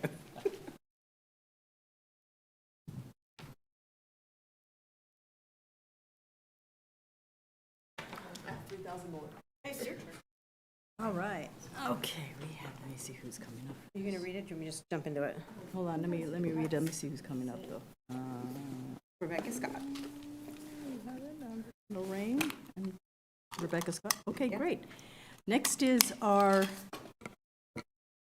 proclamation recognizing May 17 to 23. 2026 is National Public Works Week, and we have Rebecca Scott. Would you please come on up? How many public works people do we have in here? Well, we want you all come on up. Yeah, let's go. We need a team. And we have Mayor Pro Tem Sulpicio Ho, who has a very special presentation for you today. So thank you, Madam Mayor. Drum roll, please. Happy Public Works Week. We're in the middle of it. Is there pizza and cookies every day at the office? No, but we did have a wonderful barbecue today. Okay, that's wonderful. I wasn't invited? No, we got invited. So we have a two for free tonight. I have a proclamation that I'm going to read, and then I also have a statewide recognition that I'm going to share with you as well tonight. And so we'll go through the proclamation. I'll do this award, and then we'll allow my colleagues to speak, share some stuff from the podium as well, and then we'll take a picture. So proclamation of the City Council, City of West Sacramento, recognizing May 17th to 23 as National Public Works Week. Whereas, public works professionals focus on infrastructure, facilities, and services that are of vital importance to sustainable and resilient communities and to public health, high quality of life, and well-being of the people of West Sacramento, California. And whereas the infrastructure, facilities, and services could not be provided without the dedicated efforts of public works professionals who are employees, engineers, and managers at all levels of government and the private sector who are responsible for rebuilding, improving, and protecting our nation's roadways, storm drain systems, water supply, water treatment and solid waste systems, public buildings, and other structures and facilities essential for our citizens. And whereas it is the public interest for the citizens, civic leaders, and children in West Sacramento to gain knowledge of and maintain an ongoing interest in the understanding of the importance of public works and public works programs in their respective communities. And whereas the year 2026 marks the 66th annual National Public Works Week sponsored by the American Public Works Association. Now, therefore be it proclaimed that the City Council of the City of West Sacramento hereby recognizes week May 17 to 23, 2026 as National Public Works Week and urges all citizens to join with representatives of the American Public Works Association and governmental agencies in activities, events, and ceremonies and barbecues designed to pay tribute to our public works professionals, engineers, managers, and employees, and to recognize the substantial contributions they make to protecting our national health, safety, and advancing quality of life for all. Proclaim this 20th day of May, 2026. I just want to, on that note, Public Works. Public Works does a bunch of stuff that nobody ever sees. And when we're doing a really good job, that's a good thing. I remember when I was first elected to council and we had a terrible power outage in West Sacramento, and Councilmember Early and I walked neighborhoods, knocked on doors, shared resources. And I remember talking to our city manager at the time, and one of the things he said is like, one of the things that people don't know is all the things that are happening behind the scenes that are still keeping the community safe. A big part of it was Public Works, but it was also our water treatment facility. We were out of water for a significant period of time, out of power for a significant period of time, but we had clean water. We didn't have boil orders. And sharing that with people and the work that's being done by our Public Works Department in these times of peril was just a really powerful story, because when we're doing a good job, nobody knows. So thank you for your work on that. That twofer that I mentioned is a friend of mine reached out to me recently and shared with me that our Public Works Department won a very large statewide award from Cal Cities earlier this year, and you have not seen it yet. And so the press release went out earlier in the year. I love it. I love surprises. This is a surprise. That's why we had a drum roll, okay? So, on behalf of Cal City's Public Works Department President Rebecca Neves, I am pleased to present our Public Works Department with the Cal City's 2026 Outstanding Local Streets and Road Projects Award in the safety category for the HSIP Traffic Safety and Signal Improvement Project here in our city. This federally funded effort brought targeted upgrades designed to reduce collisions, improve visibility, and enhance pedestrian access at more than 20 locations throughout the community. Planning was guided by the systemic analysis report, which identified high-risk corridors and intersections. As Director Neves said, this award-winning project reflects creativity, commitment, and innovation of city and county levels to improve roadway safety, strengthen communities, and help meet climate goals and challenging adverse circumstances. They all inspired us in the daily pursuit of safety, dependable transportation networks. So very proud of this team. As Rebecca and I were texting last night to coordinate delivery this morning, she made it very clear that this award is a big deal. It's a statewide recognition of excellence and innovation and an incredible public works team to project delivery, and West Sacramento is setting the standard for others to follow. So behalf on President Neves, the California State Association of Counties, the League of California Cities, and the County Engineers Association of California, it is my honor to present you this award. Okay, we're going to add a few more people up here because this is a capital projects project. So we actually got to give them Are they here credit as well? for the award. That's We do fantastic. have, we have Jay and some others from capital projects here. So yeah, come on up. Oh, yay, Jay, my favorite. Come on up, Jay. Don't be nice tonight. I will be nice. Thank you, and all credit on this one goes to David Wong and Kevin Tan, who was the project manager and project engineer on this.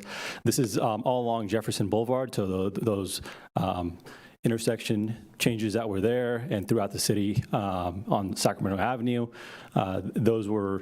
That's what this project was about, improving safety in corridors that we were frequently having accidents on. So that is very, very important work that they did to get that done, and then the grant to do it and doing it in a timely manner. So thank you. Go West Sac. Good job, team. Love it. Go ahead. Anybody else like to share? Congratulations. You are an award-winning team. All the things that Verna already said. And of course, we would be remiss if we did not mention Measure O and all the things that, because our community said, yes, we believe in you, we want more, and we want to continue to invest in public works and all the things. And so thank you so much for your work. Well-deserved. And as the official, League of Cities, we have two, Councilmember Alcala, who's on the board, and myself. I've been past president of the Sac Valley Division. I just want to say congratulations. I'm very proud of what you've accomplished and all of what was Verna had said. I know she's the recipient. I'm not sure how all this worked out, but it's such great news. I learned about it tonight as well. I didn't realize it, so congratulations. Thank you.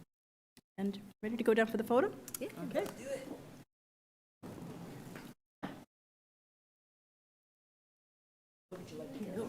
I was going to drop this off next to Jen.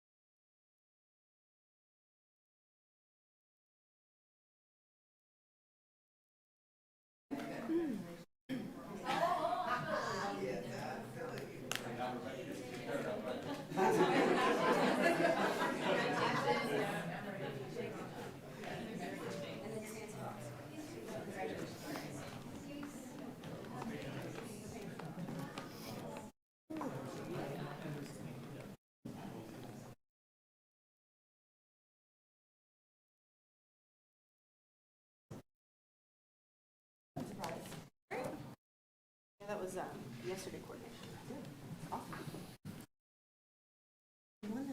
Can I get a screenshot of Oh, it? really? No, you can have this. Oh, thank you. Yeah. The press release starts in February. Yeah. All right, next is our consent agenda, items 8 through 15. Are there any requests to remove any item for review, presentation, questions? If none, I'll ask for public comment. Madam Clerk, are there any requests to speak? No request to speak on the consent All right, agenda. I'll ask. Early moves. Second. All right, Councilmember Early moved and Councilmember Alcala seconded. Madam Clerk, please call the roll.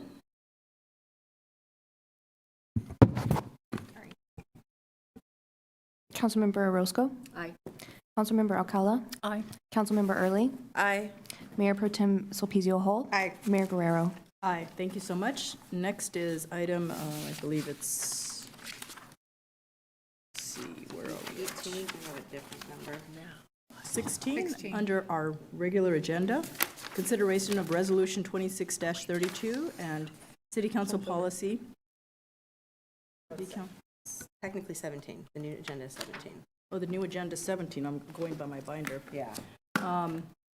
Is consideration of Resolution 26-32 and City Council policy, is that I-B-08 regarding interactions with federal immigration authorities? And we have Doug. Hi, good evening, Mayor and Council. Doug Droz, Deputy City Manager. As the Mayor said, this item is the consideration of Resolution 2632, adopting City Council Policy IB-08 regarding city interactions with federal immigration authorities. The proposed policy would prohibit the use of city resources to assist in federal civil immigration enforcement activities. As outlined in the staff report, this proposal builds on actions taken by a previous city council. Namely, in 2017, the city council voted to support California's SB 54, the California Values Act, which was subsequently signed into law, and also adopted Resolution 1719, declining participation in the federal 287G immigration enforcement program. Earlier this year, as part of the council's annual strategic planning session, this city council reaffirmed those positions and directed staff to evaluate additional policy options in response to increasing federal civil immigration enforcement activity across the nation. The policy before you tonight is intended to provide clear operational guidance to city staff while reinforcing the city's longstanding commitment to public trust, community safety, and equitable access to city services. This policy includes several core provisions. First, it prohibits city employees from requesting, collecting, or sharing information regarding a person's citizenship or immigration status unless required by law or authorized by judicial warrant or court order. Second, it prohibits city staff from detaining, arresting, transferring, or otherwise assisting in federal civil immigration enforcement activities except where legally required. Third, the policy prohibits the use of city-owned or city-controlled facilities, including parking lots, garages, and open spaces, as staging areas, processing locations, or operational bases for the purposes of federal civil immigration enforcement. To implement that final provision, the policy directs the city manager to identify applicable properties, install signage where appropriate, and consider physical access controls such as gates or barriers if necessary. The policy also establishes internal reporting procedures. Any requests from immigration authorities for access to property, records, or city facilities will be documented and reported through department leadership to the city manager's office. The city manager would then compile these requests and produce an annual public summary report to be provided to the city council. It's important to note that this policy was drafted to remain consistent with state and federal law. It does not interfere with the execution of lawful judicial warrants, criminal law enforcement activities, or any existing contractual obligations of the city. As a reminder, staff developed this item in response to the council's 2026 strategic plan item titled Immigration Protection Response. And we believe that the proposed policy also supports the strategic plan principle of fostering an inclusive and diverse community. In closing, this policy preserves local control over city resources and provides clear direction to employees. For those reasons, staff is respectfully recommending that the City Council adopt Resolution 2632 approving this policy, and that the council also authorize the city manager or his designee to take all actions necessary to implement the policy. With that, I'm available to answer questions, as are the city attorney and police chief. Thank you. Are there any questions? One council member? No. Madam Clerk, are there any public comment? We do have one request to speak by Patience Silva. All right.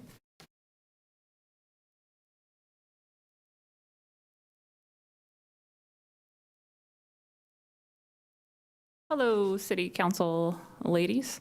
I just want to thank you first for your service. I know that you guys are all well-intended, and I know you're putting in lots of effort, and I recently found out your stipends suck. So thank you for your service. I'm really just asking you to vote no on Agenda 17. I want my city to be helped by the federal government, especially in the case where they need the ability to arrest criminals. If there's issues that come along, I would love for our city to communicate and collaborate with the federal government around those issues. I know at the beginning of the meeting, we salute the flag, and it really is the Pledge of Allegiance, really a sign of us aligning ourselves with the federal government. And I find this as an opportunity to take action to show that salute is a follow through with it, as far as communicating and collaborating with federal officials. So yeah, that's where my stance is, and I think that the council members should vote no on Item 17. I'm also curious into where it's really originated from, like the person, or if it was one council member or one person in the city who suggested that item, because I think it's a pretty big decision to be bringing up, so that would be helpful, I think, on a public level to hear more about. And last, I also think that it should be left to the personal decision of whatever city organization or city member is responsible for collaborating, if they choose to do so, with the federal government, as far as allowing that to be put in maybe the hands of the police officers or the fire department, and let them choose whether or not they want to collaborate or lend their building or such to federal government to aid and those kinds of things. So I highly recommend that you vote no on this, because I really think it shows more unity for us to allow the collaboration with the federal government. And I suppose an extra last here is it seems like this agenda item is more based on emotion, because it doesn't seem to have any actual substantial stuff behind it, because it says except as required by law. So I find it also kind of an emotional attack, really, against the government, and it just doesn't seem aligned with saluting the flag. So I really ask that you vote no on that item. Thank you. Thank you. Madam Clerk, are there any other requests to speak? There are no other requests to speak for this item. Thank you. I would like to praise this council for advancing this policy. We have seen how ICE has violated the civil rights of the people in California. Not only the immigrants, but citizens, opening up detention centers, contradicting what the goals are of ICE, which is to protect the citizens and the people of this country, for border patrol, for security, for real criminals. There are times there's a criminal there, here and there, but for the most part, I've seen people working in farms, going about their business, being a farm worker, people selling their goods, or people trying to fulfill their obligations and going to a court and being dragged out of a court. And I've seen just so many civil rights violations that I find that we have to take a stance. And not only that, but a bipartisan letter from the U.S. Conference of Mayors is also standing locked arm in arm because we are frustrated. We are frustrated with the actions that ICE has taken early on when they initially said they would ramp up, and increase getting people that are illegal and criminals. But we saw how they were attacking pretty much any random person. The goals of the U.S. Conference of Mayors is to stop wearing face masks and military-style uniforms, visibly display their agency ID number and last name on their uniform, use body-worn and vehicle cameras, interacting with the public and require the storage and access of footage recorded, reinstate ICE's sensitive locations policy, which is to prohibit immigration actions at schools, hospitals, institutions of worship, courts, polling locations on election day, where we anticipate that there can be intimidation and other such locations, which we decided to take action and move this forward today.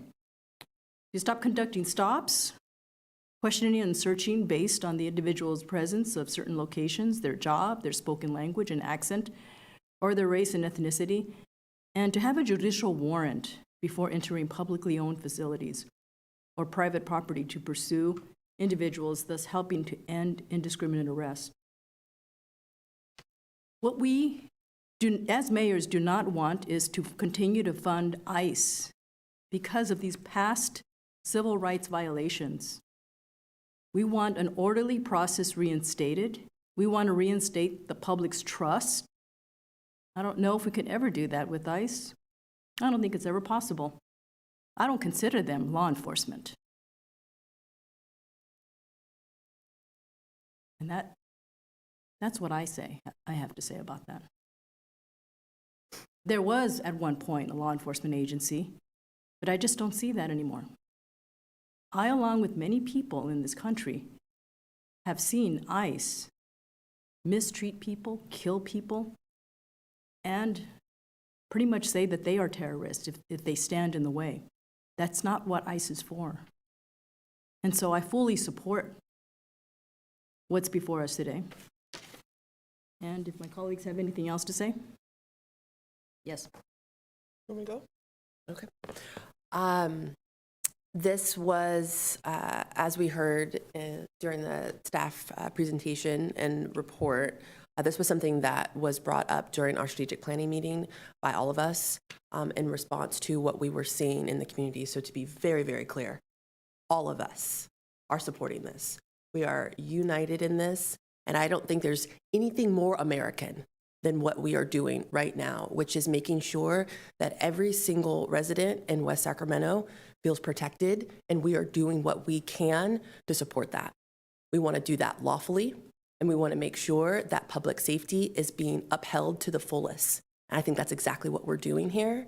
I appreciate the council and all of us in the work that we are doing to strive to make sure that every single person that lives in West Sacramento truly is protected and feels safe.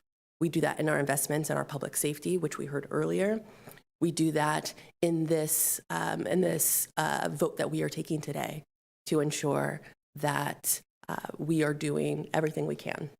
And so support what our mayor has said here tonight, support moving this forward, and I'm really very proud of all of us for standing firm and standing up for what we know to be right and what we know to be American.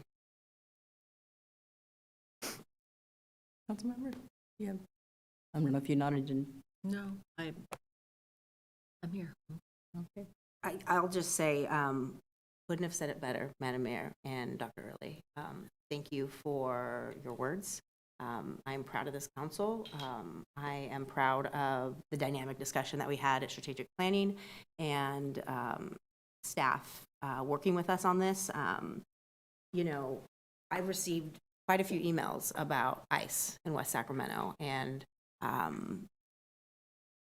what are we going to do about it? And this is what we're going to do about it. And so I'm very proud to sit up here with you women to make this decision to protect our community and to do what's right for everyone here in West Sacramento. So thank you for being by my side on this.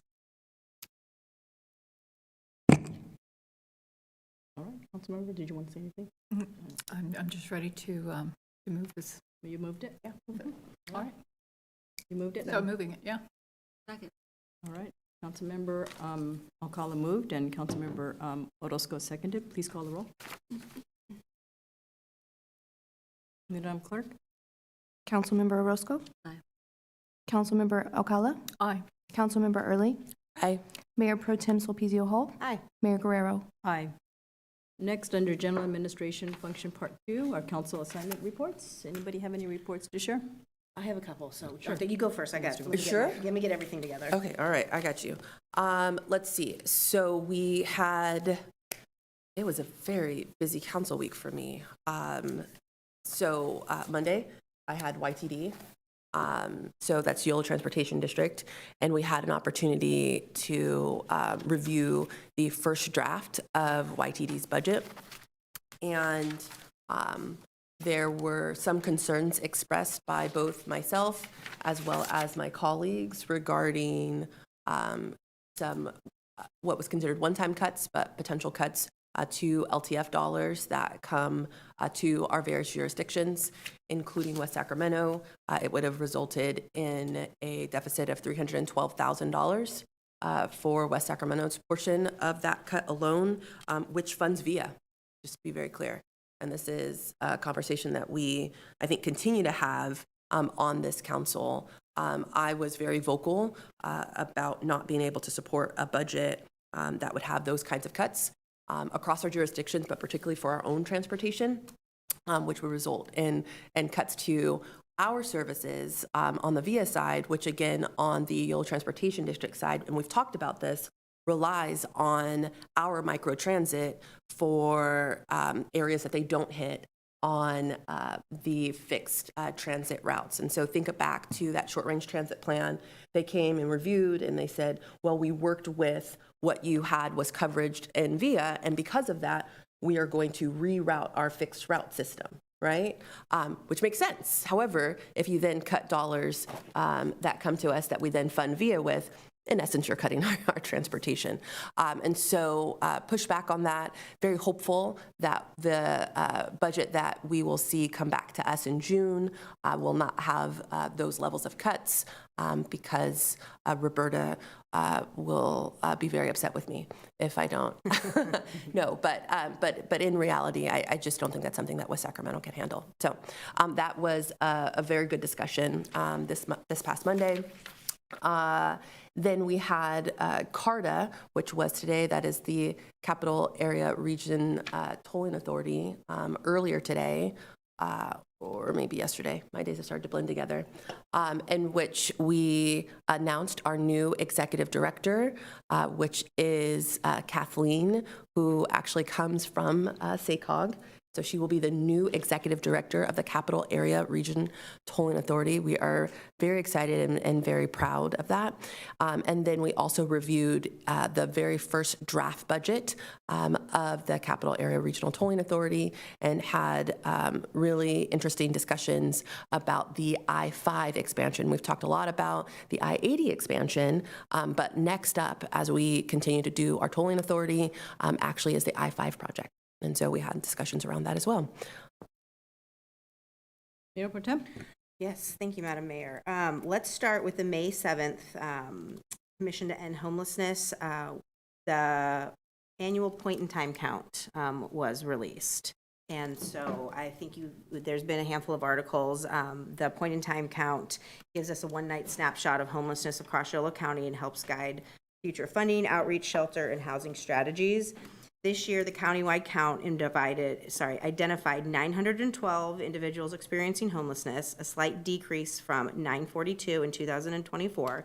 Of those, 597 people were unsheltered and 315 were staying in shelters or transitional housing. For West Sacramento specifically, the count identified 358 individuals experiencing homelessness, up from 288 in 2024, which was an increase of 24%, but regionally it was 30%, so our numbers remain steady. West Sacramento now has the highest shelter population. That's because we're building shelters for folks and we're creating housing for people. So all of the work with our motels, this is why our number's high. With 159 individuals in shelters or transitional housing, reflecting both the scale and need of the investments in our community that we've made. Unsheltered homelessness in West Sacramento also increased modestly from 184 to 199 individuals. Obviously, we know that homelessness is complex, tied to behavioral health, disability, long-term housing instability. Countywide, 65% of the individuals counted met the federal definition of chronically homeless, 28% reported serious mental illness, and 34% reported substance use disorders. So one important takeaway from the report is that the point-in-time count is only a snapshot. Weather conditions, temporary stays with friends or family, and visibility can affect all the numbers. But despite those limitations, the data continue to show a significant need for continued investments in professional shelters, supportive housing, behavioral health services, and regional coordination. And what's also interesting is that the report notes really show that a lot of the folks experiencing homelessness in our county have long-standing ties to Yolo County. Including family connections, prior residency, and it really comes down to a local or regional housing affordability and health services challenging, not simply people just coming from other places. And so I want to thank Mark Sawyer and Taylor Nelson from the police department for sitting down and going through these numbers with me to help me understand the data a little more. And, just want to thank our team for the work that they do. I do know there's more work that needs to be done. Housing affordability is such a huge conversation. But, West Sacramento continues to show up in the Executive Commission to Address Homelessness with incredible grant presentations and winning grants to make sure that we keep moving this forward. So thank you for everybody on the team who's working through that. So my next update is from the Yellow Habitat Conservancy. We met on Monday and received we got to meet our new executive director, Kathy Little, so that's very exciting. She's been in Yolo County for the last 20 plus years, so very excited. Working through some staffing with the county. We are a fully funded organization, and instead of going out on our own and kind of starting our own organization, we chose to stay with the county. And so with the county's budget constraints at the moment, working through our MOU, and we just were able to finalize that. And then we received our annual report, and it's really cool to, the Yellow Habitat Conservancy is kind of a hard organization to explain and understand, but ultimately it's to protect our habitat in the community. And so when new developments come in, developers have to mitigate. We buy land, we make sure the burrowing owls are safe, we plant native species. And so to see the results and to see more burrowing owls and see more native species growing, and then to see a handful of projects in West Sacramento, including Grand Gateway, be part of the Yellow Habitat Conservancy and seeing these big projects, being able to come to fruition, but also protect the community at the same time, is really nice to see. So I want to thank our Habitat Conservancy team for all the work they've done this past year. And then my final update is May 18th, Yellow Subbasin Groundwater Agency fee study.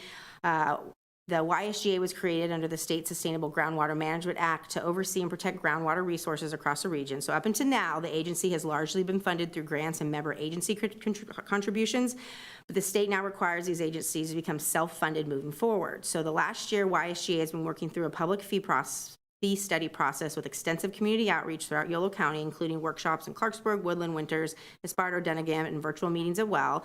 Earlier this year, the YSGA board approved moving forward with a two-tier regulatory fee structure that would fund ongoing groundwater monitoring, reportance, compliance. Compliance is very important because we're required by the state, if we're in the subbasin, to be compliant and have this have the regulatory paperwork and long-term sustainability efforts, the proposed program would generate about $1.6 million across the subbasin. So for West Sacramento specifically, our annual contribution increases. Originally, it was $40,000 a year, which the city pays. Individual residents aren't being assessed for this.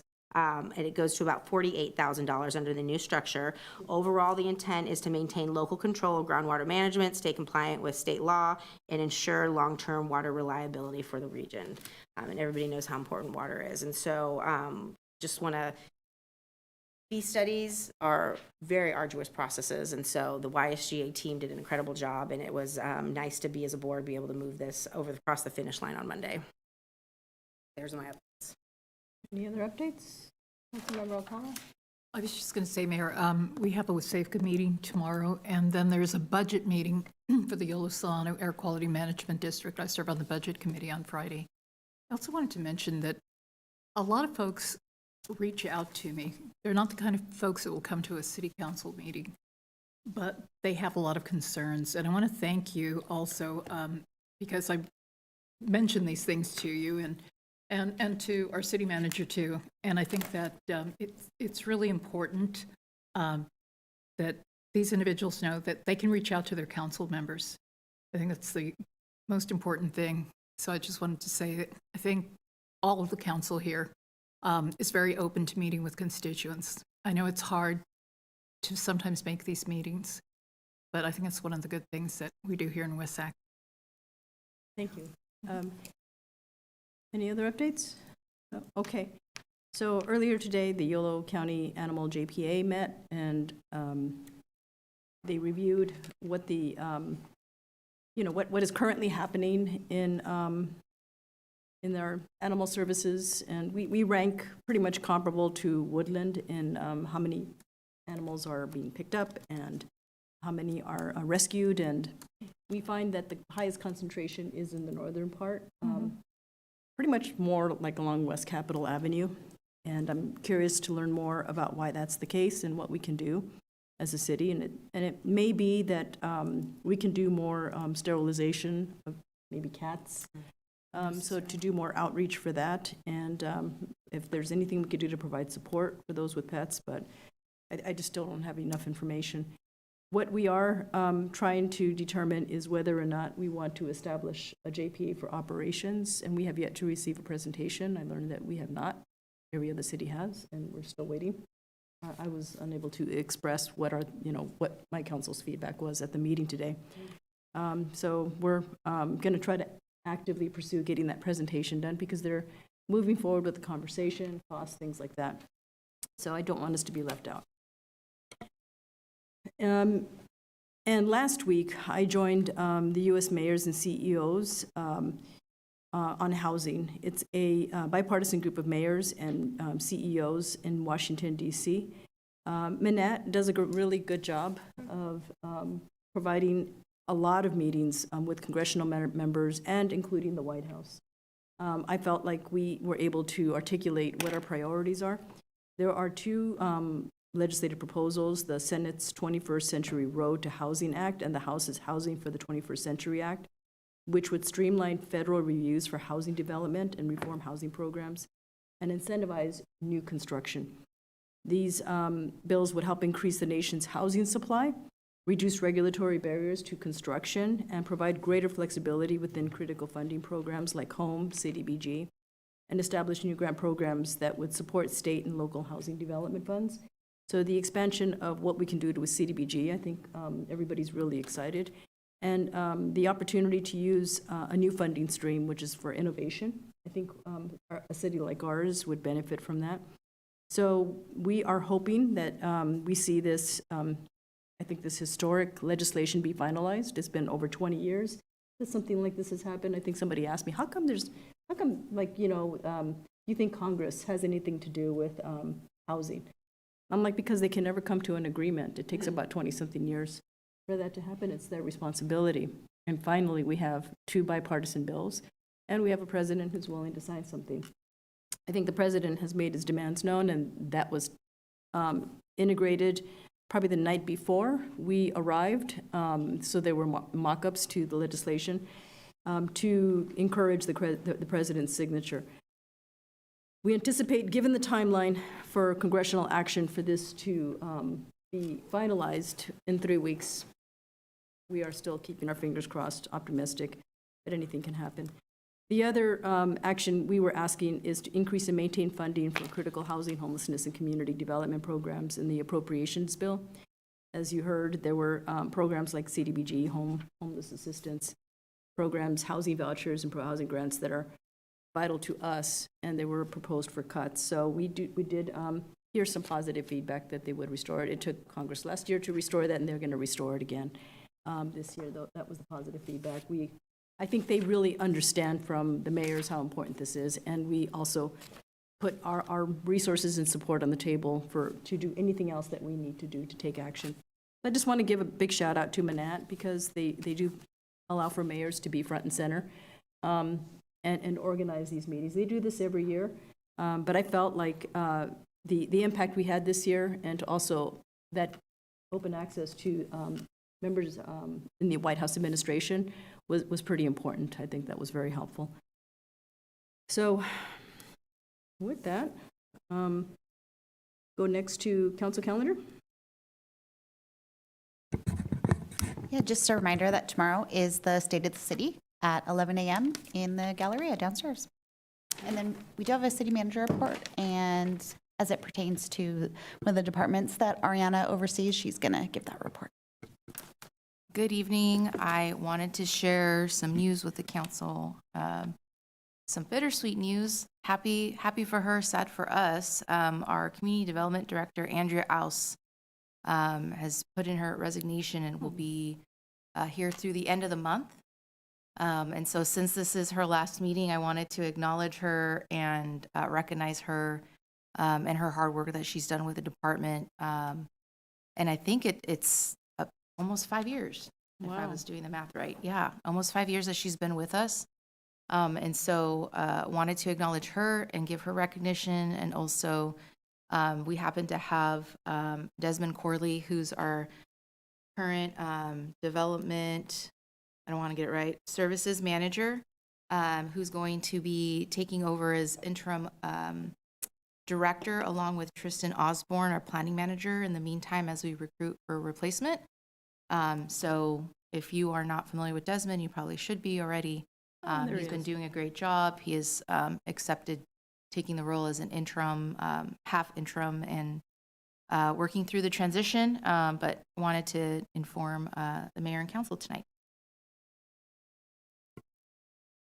Anybody want to say anything? All right, well, first off, Andrea, why? Why? We just got you. We just trained you. You understand? Desmond, hang in there. You're always going to get bombarded with questions. We get a lot of calls and demands about what's up with my, project. Why hasn't it gotten approved yet? So, yes, go ahead. Go ahead. So, of course, you are going to be missed. We have had a chance to work together over the past couple years on transportation, and so appreciate your willingness to always go search out the answers to my questions. I have, in case you can't tell or don't know me, I always have a lot of questions to everything. And so appreciated your hard work, appreciated your team's hard work, as I said, particularly on transportation. And so thank you so much. And congratulations, because I'm almost positive this is going to be a promotion. And so congratulations on your new journey.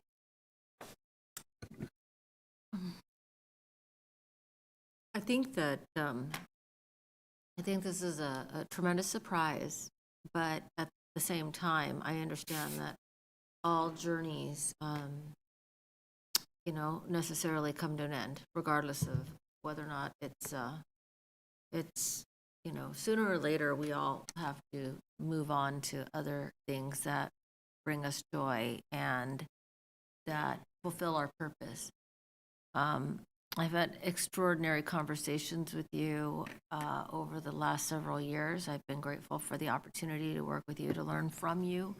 and to help guide this city forward, specifically and most importantly for me in District 2, where most of the development is occurring.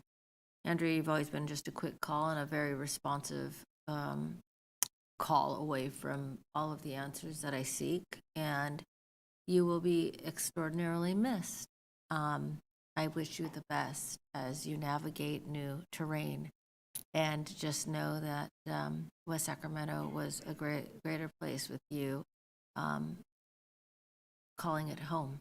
So I hope that this isn't the end of the road with you as a resident here, and I wish you the best, and I know that your new endeavor will incredibly be benefited. They will be benefited by your, so, best. Mayor Pro Tem? Yeah, thank you, Madam Mayor. There you are.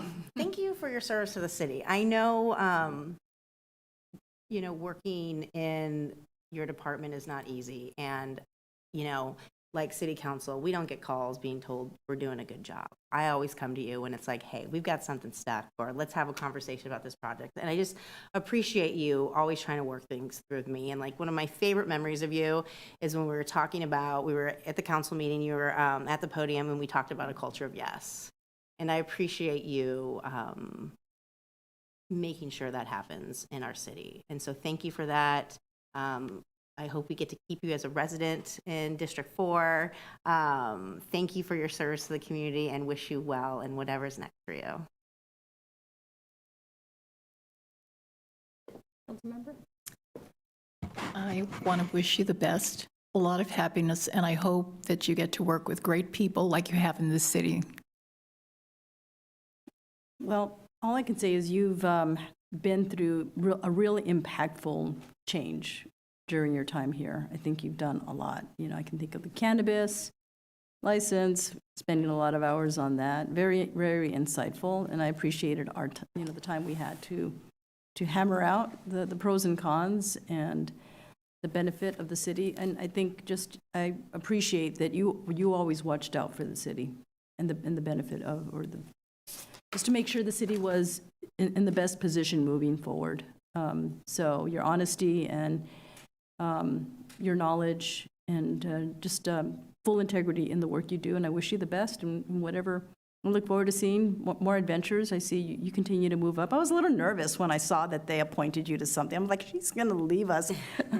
But you are very experienced and knowledgeable, and you do great work. So I wish you the best in what you do. Thank you. Thank you for letting us know, Anna.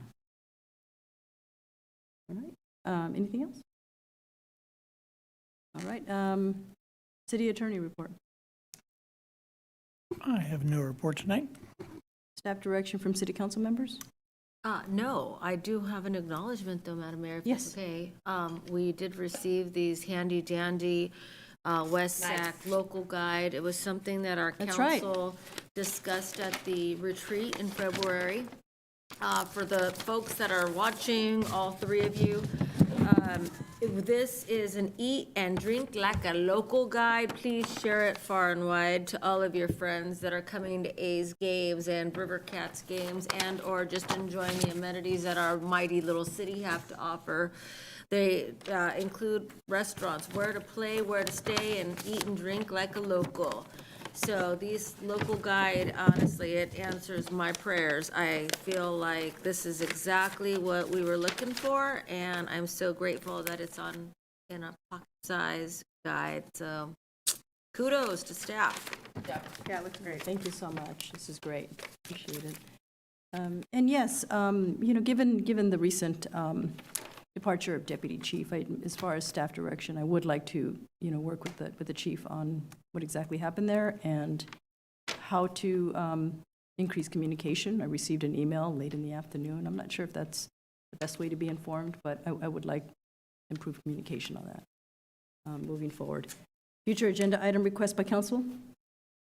None? Okay, we are now adjourned. Thank you.